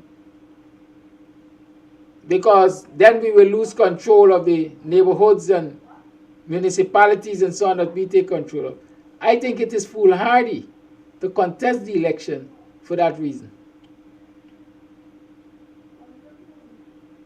An approach needs to be made to the court to prevent any elections happening.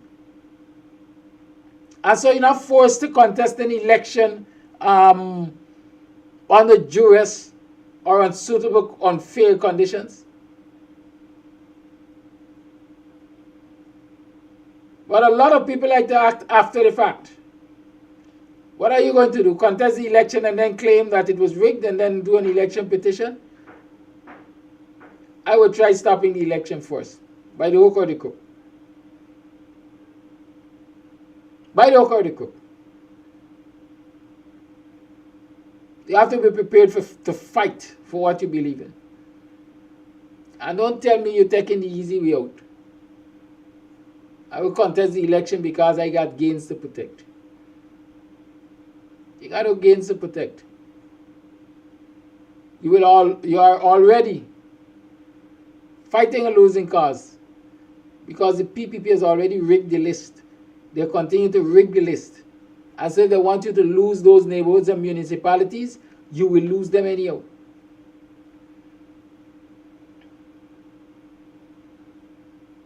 The only option you have is to fight. Fight to have the list clean. Fight for systems in place that will prevent double voting and imposter voting and so on. Biometrics is one of the means that is being touted. The PPP is resisting that tooth and nail again. Which government that believes in democracy and the rule of law and order and all of that will do everything humanly possible to resist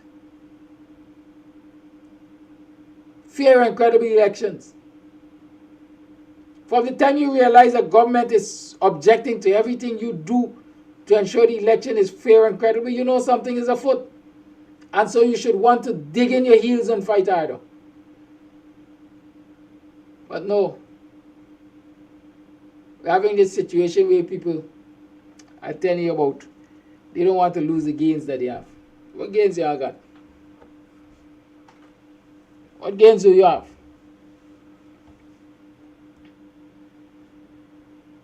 If you go into the game with the rules as they are and you lose, then you have no complaint. Right? That's all I'm saying. You have no complaint.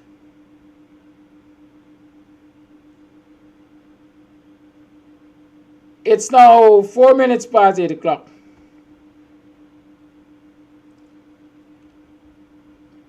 I saw yesterday, I don't know who saw. I don't know if I can find it. Sometimes I don't cue these things up. I rely on memory and then I get angry with my own self for relying on memory. But I understand there's an investigation taking place.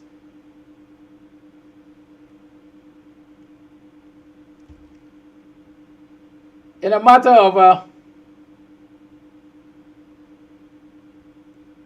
stolen helicopter, Venezuelan helicopter being stolen.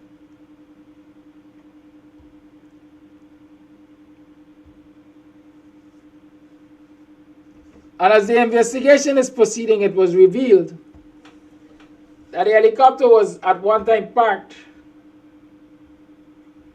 in the hangar of Roraima Airways. Do you know who owns Roraima Airways?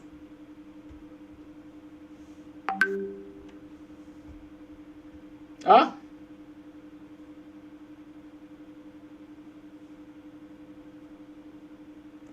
Do you know who owns Roraima Airways?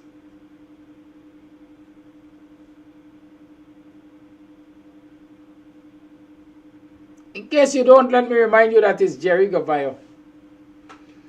Do you know the role Jerry Gavayo plays in this country, in this government? Last I checked, Jerry Gavayo was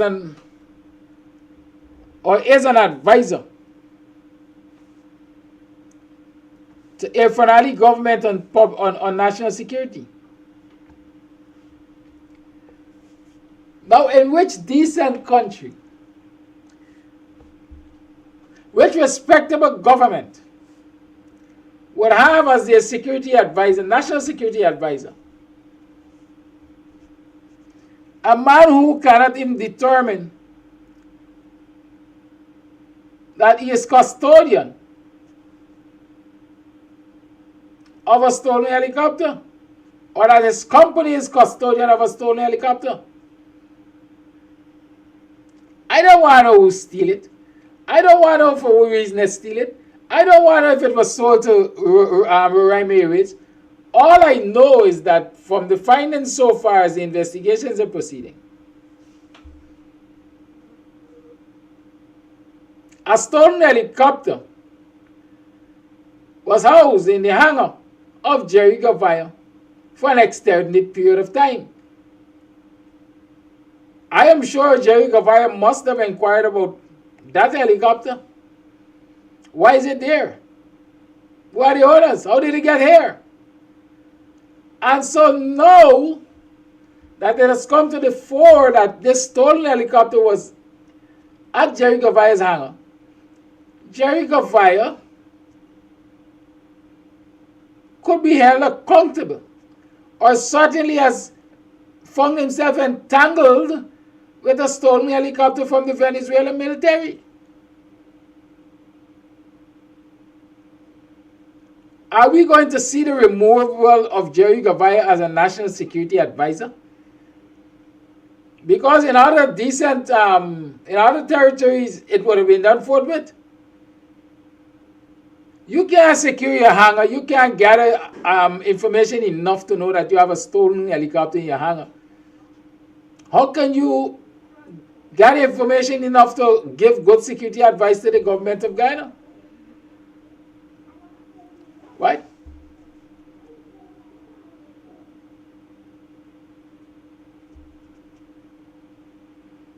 So I want to hear all of these right-thinking people. Jerry Gavai was waxing lyrical in Barbados just over the weekend at a private sector award ceremony or something, talking about private sector and defenders of democracy and so on.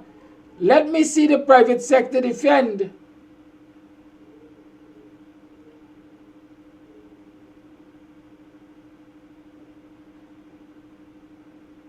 the decency of this country. I mean, we know we got crooks and vagabonds and thieves in government. But when we are bold enough to steal a helicopter from Venezuela military, Venezuela, who we have a border controversy with, and the national security advisor is somewhere entangled in this arrangement, I dare argue that he is putting Guyana at a great risk and should be disciplined. Now, the most appropriate might be to get rid of Jerry Gavaya. Because again, when investigations are completed, no one must be able to say Jerry Gavaya used his position of authority with the Ali government to influence the outcome. So Jerry Gavaya must go, and he must be made to go. Just as how Charandas is said to have gone, only for y'all to find out that Charandas is apparently still serving. Please ensure this time when they say Jerry is gone, Jerry is gone. Please, I'm begging y'all. It's 10 minutes past 8 o'clock, or I can open up the lines. My throat needs a rest. They got something else I need to talk about, super, but let's open up the lines. Let's take some calls. I will come back to it. If not, now later. But the lines are open. 6225933 is the number to call. Sometimes I gotta give my throat a rest. I'm struggling.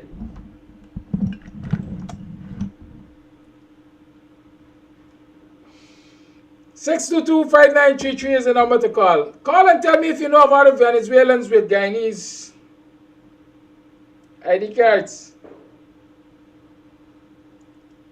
Venezuelans who have adopted Guyanese names and are touting our ID cards.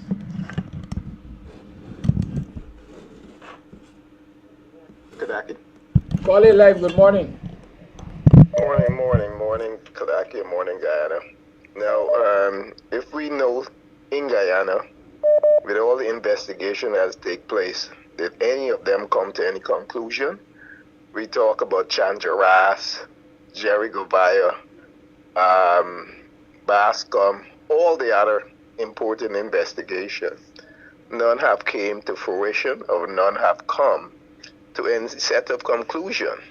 So we can't expect or just talk about Jerry Govaya resigning, because that's not going to happen. We know that. Chandra Ras is still in India performing his duties. Reporters, I don't know if they have any sense of understanding how things work.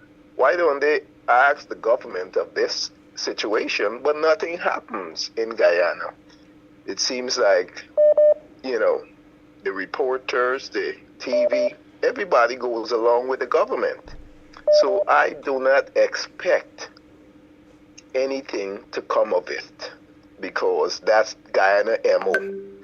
It just talked about it and it's just forgotten the next day or two, and then that's it.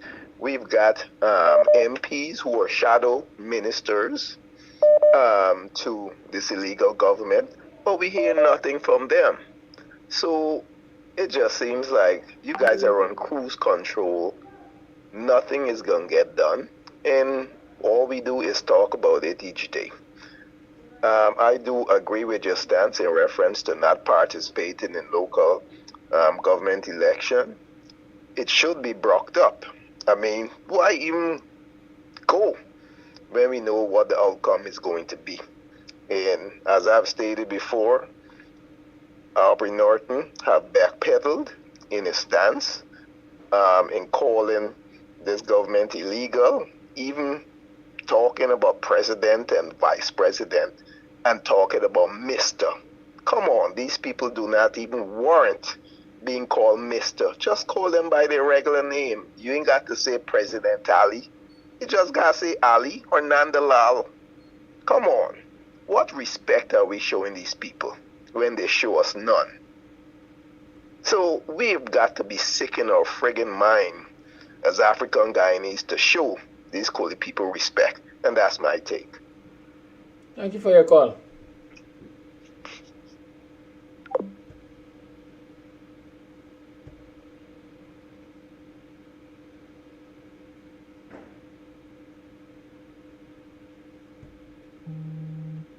Voice note. Good morning, Mr. Amsterdam. I'm concerning about the election and all this stuff that they're going to have. The reason why I'm calling, I'm just saying, the MPs or the opposition, they have to really start to stand up and look into all these situations.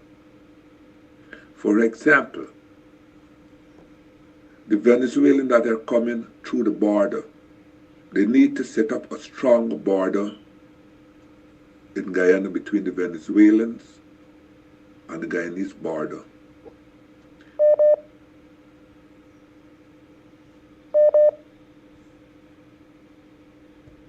Because if the border is not protected and be strong, the Venezuelans, the government is going to allow these Venezuelans to come over, give them citizenship. Sometimes they may give them citizenship probably in a month or 2 months. Let them be in the country and to prove how long they've been in the country and how long, what is the purpose and everything. It's just like in Barbados. When one go to visit and stuff, the government goes there and they go and they check the people that is living in Barbados and they check them to see if they are illegal, how long they stay, if they overextend the time, and they post them back right to Guyana. And also what they have to do with this birth certificate, the opposition have to get serious to investigate what is going on with these birth certificates, the dead. And when the family should do is when they die, they should collect the death certificate and keep it as a record to let them know that the family have died such and such time. Because if you do not have a death certificate to say what time your family died or when, there is no proof. They say it's better on paper than words. And another thing is the Haitian. The reason why they do not want the Haitian to come in is because they figure if the Haitian come, they're going to vote for the opposition. While they are going around bringing in the Venezuelan, make them naturalized citizens. Some of them even can't speak. Some of them even can't say nothing, and giving them because they want to vote to be majority.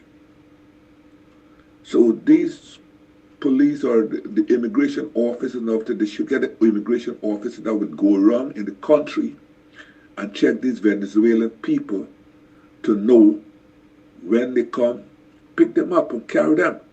When they see the thing, pick them up, carry them, and see what is what with them. Because if we do not do nothing about the immigration or the border, nothing, the problem will not be served.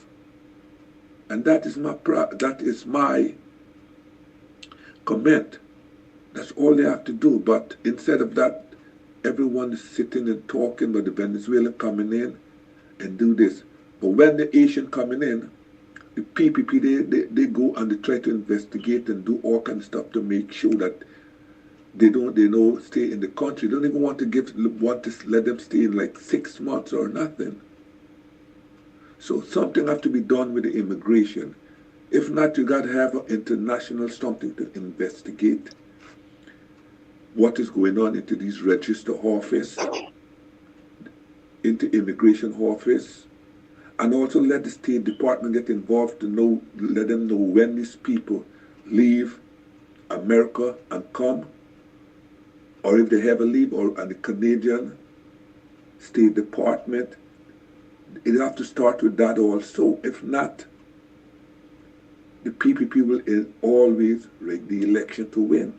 And that is my comment. Thank you for that comment. Caller Live, thank you for holding. Good morning, Mr. Kadaki. Good morning, everyone in the diaspora. Good morning, all Guyanese. I'd like to agree with the second to last caller. Made some very good points. Both persons make some very significant points which we should follow up. Jerry Govaya, the evidence is out there shows that Jerry Govaya has been functioning in the capacity of a double agent a long time now. Jerry Govaya has been recruited ever since he was in the PNC camp under the days of Forbes Burnham and Desmond Hoyt, when he was a military officer. He was recruited since then with hopes that he will undermine the PNC. Jerry Govaya remains to be now a double agent. He started out in the PNC's camp. The Americans and the Canadians recruited him ever since then. And now he's still working as a double agent. And that's what Jack DION needs to understand, and he doesn't understand. Because Jerry Govaya has convinced them that he's no longer with the PNC. Jerry Govaya is snitching to the American embassy against the PPP, and the PPP can't see that. They can't see that. He was recruited ever since he was a helicopter pilot. The Americans recruited him. Who know? But the PPP figured they could keep him and nurse him along like a snake that don't bite. Recently, Jerry Govaya on the Buldari show with Freddie Kassoon admitted that he was on the phone with the Americans at top secret levels. That's Jerry Govaya's own admittance. Just recently, last week, he's on a video with Freddie Kassoon admitting that he's talking to his American counterparts on top secret discussions. Top secret discussions. And he says, I will reveal a little bit to you. Okay? How do you think helicopters are ending up with Jerry Govaya? Because the Americans got Jerry Govaya doing what he's doing, trying to infiltrate the Venezuelans. You don't steal a helicopter. Who steals a helicopter? Well, let the PPP deal with him. They got to deal with him. You know, some people pet snakes and think snakes don't bite. A snake remains a snake. And Jerry Govaya has been that type of snake ever since his days in association with the PNC in the military. That's where they recruit in the military. That's the hunting grounds for the CIA and the United States and the British government. That's where they recruit from. So, we're talking about this election list. And this election list, I hear Mr. Kadaki asking a few questions. He says, what can we do? That's a question. It calls for an answer. He said citizens must challenge. We must challenge. How do we challenge? Right? So we got different ways to challenge. One of the ways is going to the courts. Now there's evidence out there. From where I'm standing, everyone is saying, well, they went to court and Roxanne George says the list can't be changed. That was then. But we have got new evidence to show that for the reasons why the list could not have been changed, then there are reasons that counters that shows that new reasons show that if these things are not rectified, Constitution will be violated again, facilitating fraud, irregularities. All of these things will happen again to facilitate violation of the Constitution. Now we have verifiable reasons why a case that was upheld under Roxanne George's court, not changing the list, that can be overturned now with this new evidence. And that's just one. That's just one. Right?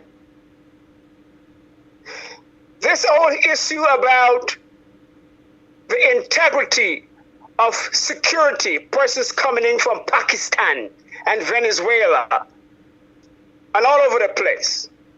These are additional issues which we can put to the court to hammer away to show that what Roxanne George upheld then can no longer be upheld now. So I just don't understand why. It almost seems as if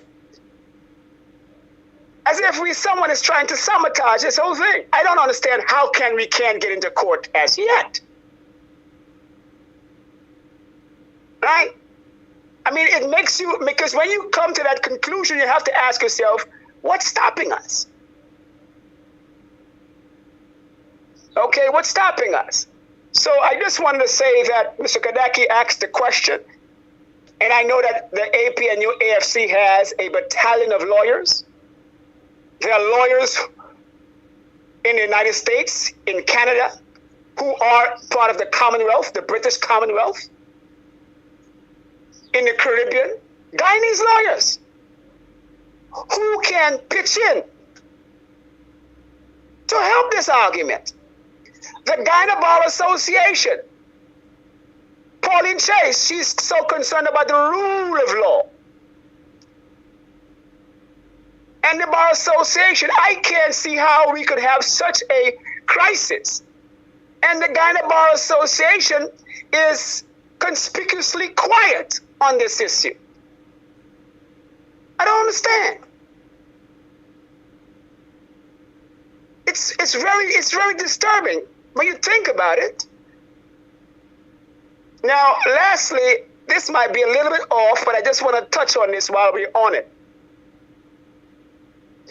A lot of persons in Guyana have been arrested and locked up for long periods of time. Wrongful arrest and wrongful imprisonment. Hundreds of them. And I think persons who have been arrested wrongfully, either arrested wrongfully for a day, 2 days, a year, have justified reasons which they can file a suit collectively. That includes Christopher Jones. That includes Myers. That includes Mingo. That includes regular people that are locked up in Almont or Tiger Bay or in Buxton or wherever. Every class of society who have been wrongfully arrested and imprisoned can challenge the courts for wrongful imprisonment. Didn't we watch when the DPP went to the CCJ with the Gopal case? When the man got 100 years. What did the judge say? The judge told the DPP, look, something is going on in Guyana. There have been too many instances, you guys coming here with wrong information and bad procedures. Bad procedures. Right? And the justice wit is telling the world, telling the Caribbean community, look, we are on the lookout for such occurrences. So look, Guyanese, if we want changes, God ain't gonna send it unless we make it happen. We could pray, and praying is good. Praying is good. But after we finish praying, we got to get up and do. And I keep saying, for those of us who are in the diaspora or in Guyana and call into this show. Haven't we heard sufficient evidence by now on this show that moves us to the position whereby we see an urgent need for a legal defense fund? Because as we noticed, there are only two ways to change things, or three ways. We can change it by the armed revolution, which we're not advocating here on this show. Okay, we can change it in Parliament, but we don't have the seats in Parliament. Or we can go to the courts for judicial review, to have the court rule that certain laws or certain regulations and policies are unconstitutional. In order to do that, the vehicle must be the courts. And we must have a legal defense fund. We need that in order to jumpstart the process.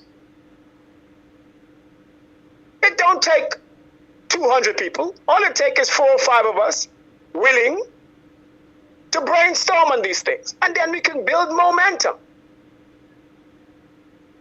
Something to consider. Once again, thank you for listening. Thank you for calling. It's now 8 hours 30. Yes, 8 hours 30.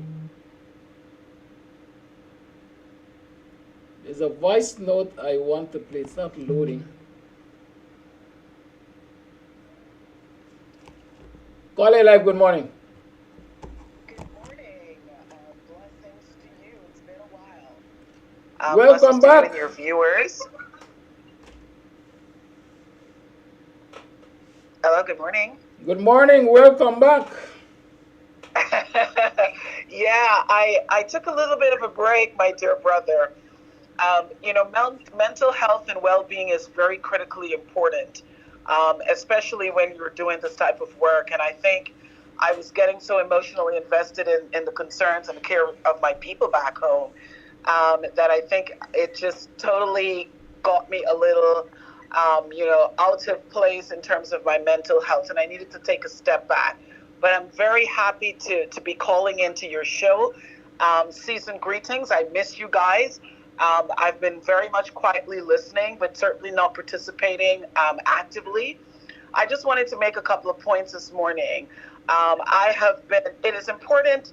Let me just start by saying that there is something that is absolutely critically amiss about our community being so docile and inactive. And I fully understand that there are threats and there is a complete active mechanism to mute our people and to intimidate our people and to scare them.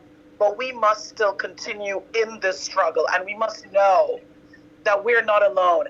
I have been following the elections that will be happening in Nigeria, whereby young people have now stood up and said to the present government of the day in Nigeria, the Buhari's government that had been there for 8 years and have completely obliterated their economy. Young people are participating in the current upcoming elections, and they are saying they are refusing to continue the same norm of the same corruption and the same political enslavement of their people. And I think about a country like Africa and Nigeria that is fighting the young people, right? Not the old folks that is doing this. And they're saying, I don't want Atiku, who's a presidential candidate. I don't want, Tinubu. I want a younger man, someone that can be progressive about our country and about the well-being of our people. And if they can do it in Nigeria, we could do it in Guyana. And sometimes we need a comparative analysis to realize that we are not in a struggle like this. And this is not something that is an outlier, that there are other countries and communities that is doing it. And so I asked my brothers and sisters this morning, in my community, why are we so silent? And why the docility and the apathy and the silence and the lack of engagement, I understand that there is frustration. The folks in Nigeria have frustration. There's 1.3 million people that is actually living in abject poverty there. And we have the ability to do something in our community in Guyana. And we are still sitting. We are still sitting and allowing a bloated list and not protesting about free and fair elections, and that we must demand. And while we should be competing and participating in the upcoming election, that we can do both. It's not one and, it is not mutually exclusive. It can be that we can still participate, we can still put forward candidates, and we must still go out and protest and demand. We must have a clean voters list. We can do both. We can bite and chew at the same time. So I still don't understand.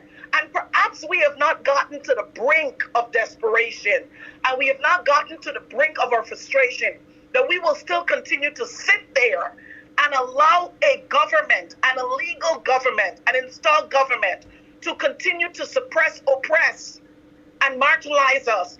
And we are complaining and murmuring and doing absolutely nothing. When I look at what the folks in Nigeria is doing, the level of accountability, the demand for equity of the process, the demand to ensure that they have free and fair elections, and we expect that we're going to do it by actually complaining, it will never change. And until we don't become serious about what we want as a people and as a country and as a community, it will continue to be status quo. And so God bless you. Continue to work in the struggle. I will continue to be engaged. I'm quietly listening, but I am always here. Much love, my dear brother. Be blessed. Thank you for your call. And stay safe yourself. Yes, mental health is a real issue in things like these. When you do these things, you sometimes really have to take a break. You got strong, man. To say the least, you got strong. Vice note. Good morning, Mr. Amsterdam. Good morning to your viewers. Let me say this. I'm 1000% agreeing with you. If the opposition goes to that election, the local government election with that voters list, there is no way they get in the list clean for 2025. Because PPP is going to say, if the list was so dirty, why did you go to the local government election with that list? So they're going to hold it over the heads to hold a national election with that same list. They need to keep away from that list. Thank you for that voice note. The lines we made open 6225933 is the number to call. Sometimes you have to lose to win. I mean, they say a bird in the hand is worth two in the bush. Is it true in the kind of politics that we're playing in Guyana? A bird in the hand is worth two in the bush? Is it worthwhile holding on to the constituencies you have in the local government system? Is it worthwhile holding it on and sacrificing a bigger victory at the regional and general elections? Or does it make sense just gambling, as I would say, give it up. You got to give it up to make your point, give it up to make your point.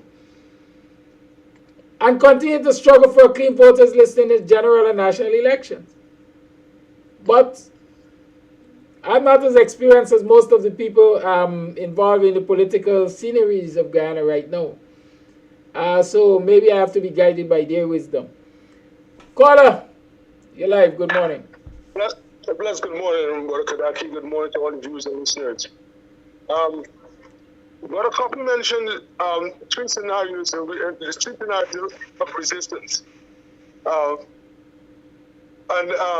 He did mention that he's not advocating for armed resistance on this platform. I certainly do not want to do so either. But still, on the other side, I still would like to state my mind and what I'm thinking and what I've seen happening. And I personally think that without armed resistance, there wouldn't be any change. And I mean that is just my point of view, right? And the way I see things. people need to realize, black folks need to realize in Guyana that there's nothing earned without casualties in the struggle, especially against black people. Worldwide, you can look around the world. That's how black people achieve things. Slavery, everything. That's how we got free. That's how we achieved so much. That we achieved so much to this day, right? There's nothing without bloodshed, and that's the way it is. We have seen it in the military in Guyana. They are quiet, and they should not be. They should be on the heels standing right now, right? That's my first point I wanted to make. The other thing I want to talk about is something I read in the Culture News on Sunday. I don't frequently. I just watch the headlines most of the times when I'm going to the newspapers. The Culture News mostly, that's the only one I really go through. I just go through the headlines. And the boys will of course read that. And I noticed this dude Kisoon. Again, I seldom even read any of his article. Like I said, I just read the heading, and I noticed it. I said it seems like it's something interesting. I'm going to check and see what he's talking about. He was talking about a few people wrote a letter to the U.S. Vice President and to the U.S. administration by extension, talking about racism in Guyana, and he's taking it on his own. To preempt what is going to be the results by the U.S. administration. I think that's disrespectful towards the U.S. administration because he's preempting what the administration is going to do, what the vice president is going to do. He's saying that they will disregard the letter of racial discrimination and I really do think that's disrespectful and shouldn't be put his mouth in the U.S. affairs. And this guy, you got to remember, this guy is talking about. He's not the best person to be talking about racism in Guyana and separatism and all these kind of things, because he's on record to say that the leader of the PUP is an ideological racist. He said that. So how could he be flipping his mouth now and saying these things, and also saying preempting that the U.S. State Department would not act in this, and I would not believe what these people wrote and said to them. And he himself said this a few years ago on record, saying that this dude Barjaglio is an ideological racist, right? So he's mixing himself up, and the reason why I'm talking about him is because he has a platform that is reaching a lot of people, of course, Indian people mostly, right? And but they're Guyanese people. So if you have a platform where you meet so many of these people, you're influencing these people, and that is a problem for the entire country. So I have to notice what he said and speak on this. So I really do think, as an academic, he's not only being very dishonest, he's being very careless, right? By saying these things and writing about these things in his newspaper, and I think the Culture News and by extension Glenn Lal should be held culpable to this as well, because they've given him a platform to say these things that he said on the newspapers, and he's been saying these things for years, right? And Glenn Lal is saying that he's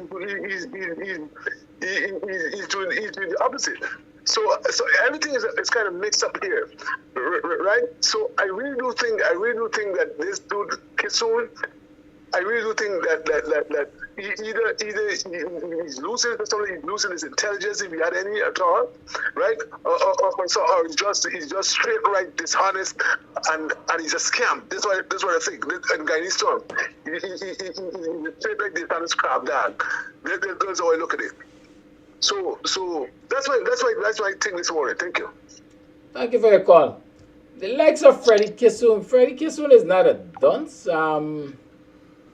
Some people see he's mad. I don't think he's mad. Freddie Kisoon has simply been an undercover racist for quite a while. Freddie Kisoon just went back home to the PPP. That's all I will say. Freddie Kisoon is being used. as a matter of fact, being financed, quite frankly, I dare allege, by the PPP for its daily tirades against black people and black leadership. It's as simple as that. Right? Who don't know? Who don't know? During the troubled times, the 2000s, Freddie Kissoon was writing a column, some pieces called Ocean 11. It is alleged that the PPP paid him to do those. When those of us so-called social media influencers, they label us, started highlighting the wickedness of the PPP government, it is alleged that Freddie told them they have to push back, they have to fight back, they have to come up with an answer to us. Because we're going to do serious damage to them, putting their nastiness out in the world. And so when they realized that, yes, we were making a lot of sense highlighting their nastiness to the world, there goes Freddie again, I guess another payday. So Freddie is neither stupid nor mad. Freddie is singing for his supper. Call A Live, good morning.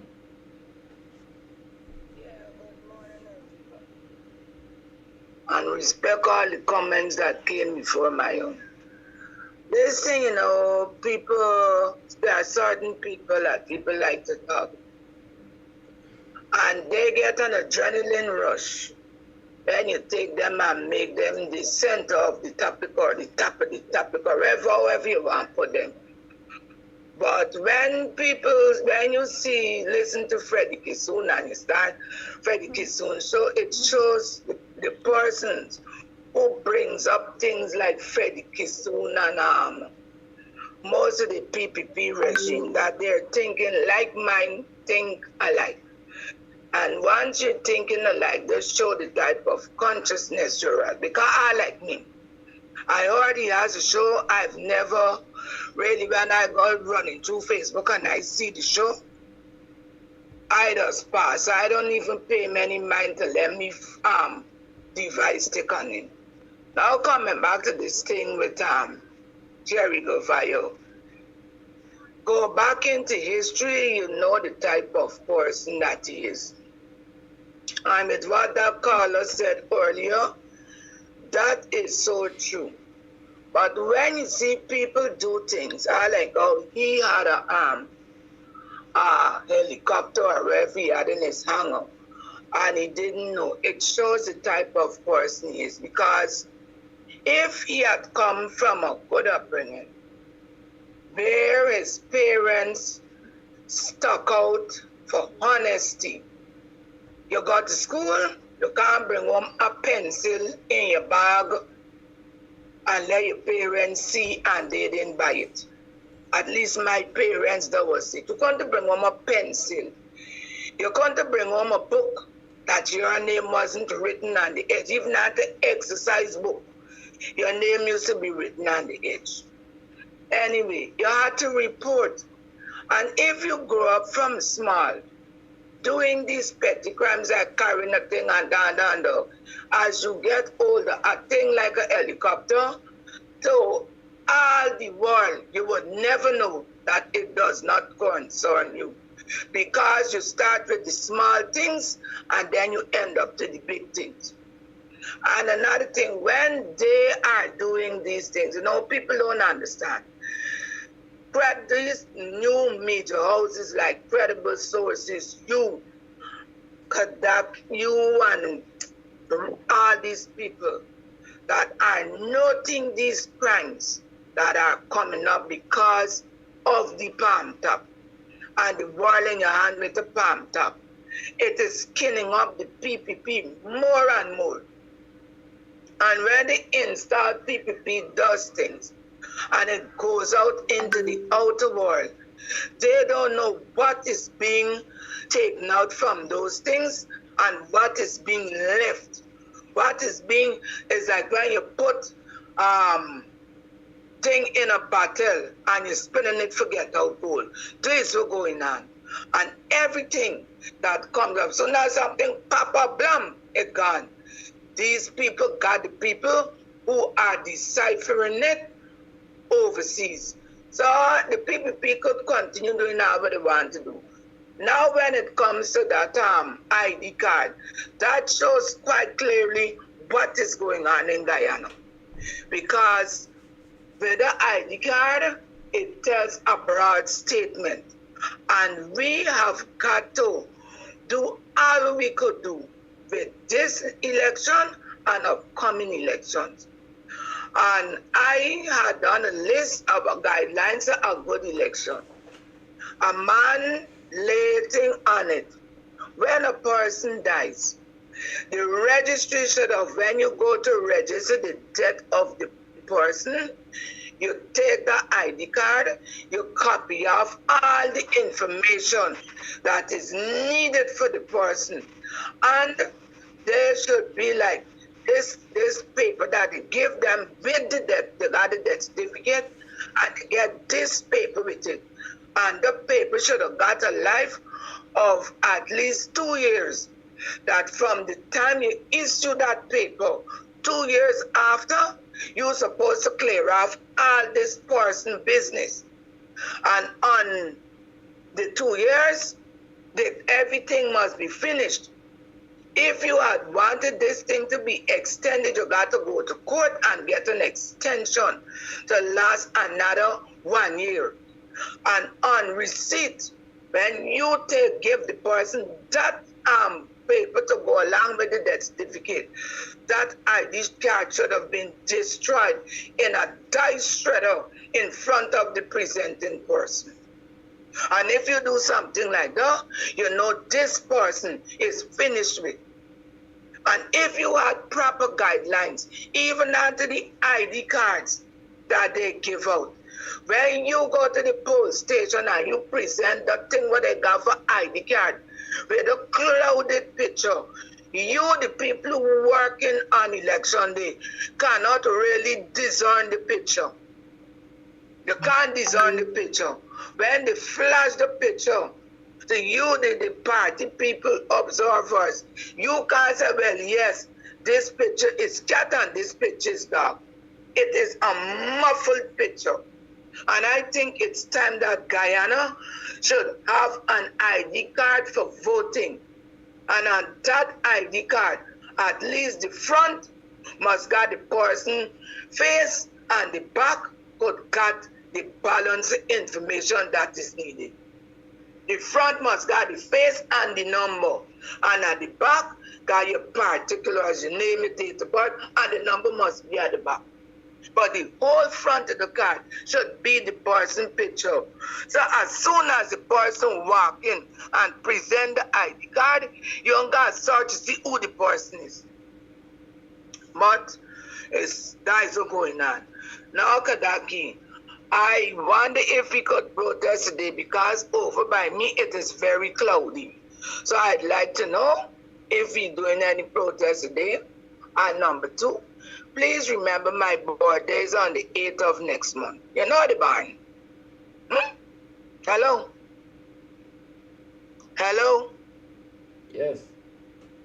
Wait, are you talking to Langford? No, Rhonda, I'm listening to you. But you answer me, Kadaki. Anyhow, let somebody else call. I don't talk. I don't know if we got protest today. Rhonda, I mentioned, I said the weather looks, well, it looks clear now, but this morning it was threatening. But yes, protest is expected today. All right, as long as the weather holds.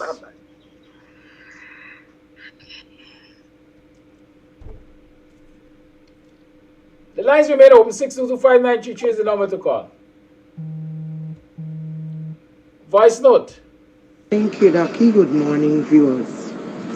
My take this morning is that if you see a day and you want torchlight for look for a night, are you business that you did. Me tired and fed up, only me not give up. Thank you. Have a great one. Thank you for that voice note. It's 7 minutes to the 9 o'clock hour. We are approaching a wrap time. And so if you want to make a call, make valuable use of that 7 minutes. You tune to the Buxtonian Morning Time. You tune to the Buxtonian Morning Time. It's protest. It's Tuesday, so we expect it to be out there today at 12. And so I encourage you all to come out. You can't get weary. As I said, never get weary doing good. And if you believe in your heart that what you're doing is good for this country, then don't get weary doing it. Right? Don't get weary doing it. Sometimes, like previous caller said, you really have to take a break. Unfortunately, sometimes there are those of us who are stubborn. And despite the fact that we're seeing all the signs to take a break, we refuse to take a break. Because you know what? Can't get weary doing it. Can't get weary doing it. There are days when I know to myself I should just turn off my phone and go and hide away, lock away, stop it all, dealing with all the negatives and so on. But I just can't. Because after a time this thing becomes consistent in your mind. Why do we have to live in such wickedness? Why mankind has to be such wicked to each other? I'm going to close by saying this. I mentioned in passing the response of Mark Phillips. I will deal with that maybe Friday when it's Free Talk Friday. Mark Phillips responding to that letter which identifies, highlights the wickedness of the PPP government. Right?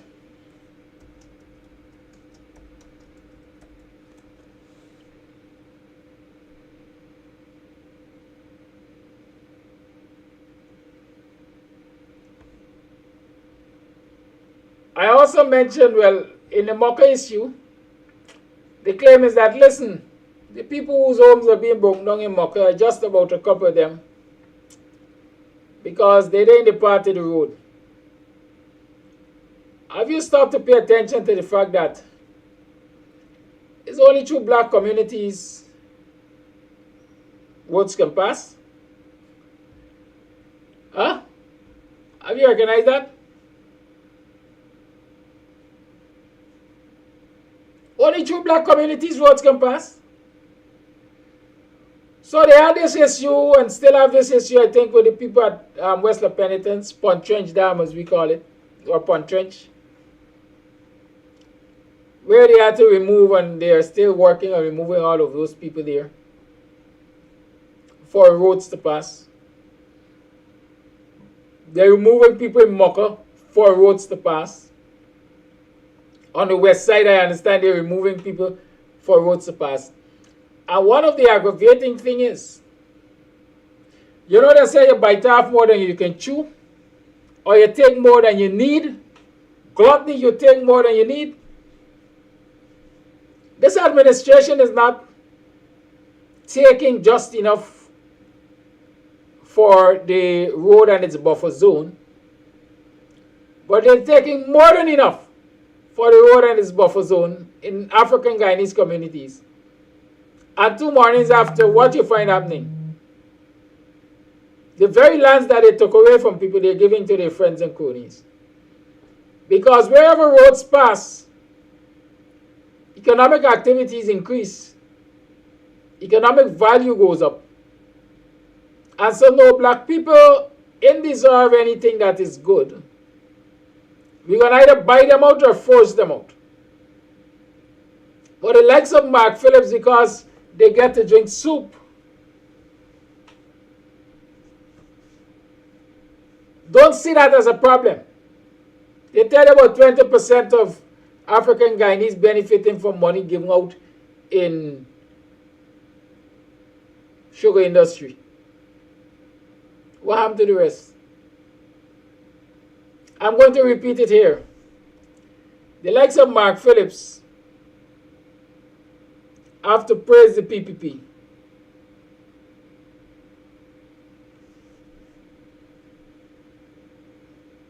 Because when they were bankrupt, when they were broken, and weren't even sure of where the next meal will come from, the PPP recognized it and pulled them in to use them and give them some warm soup. And Mark Phillips will tell you that he joined government to serve black people. He joined government to serve himself. Because when the offer was made to him, he was broke. I know the conditions under which he went broke. Those of you who don't know, you could find out.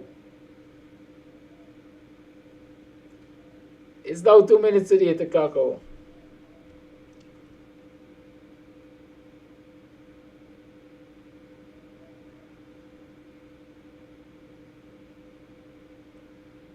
It's time for me to go. But before I leave, I want to run a track for y'all, man.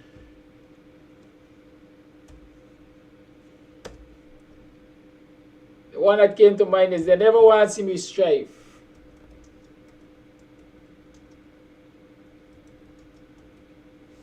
They don't want to see us strive, so they will do anything. Right? Anything they will do to us.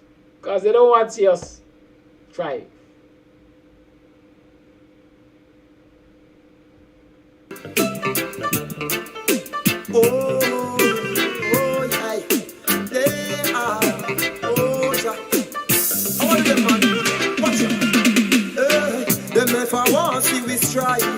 So them set all bad road in our life. Oh yeah, them never want see we strive. So them set all bad roads in our life. Oh, but I know what's burning you. Bad mind I kill you. I know what's burning you. No love in your heart, no love in your soul too. Them never want see we strive.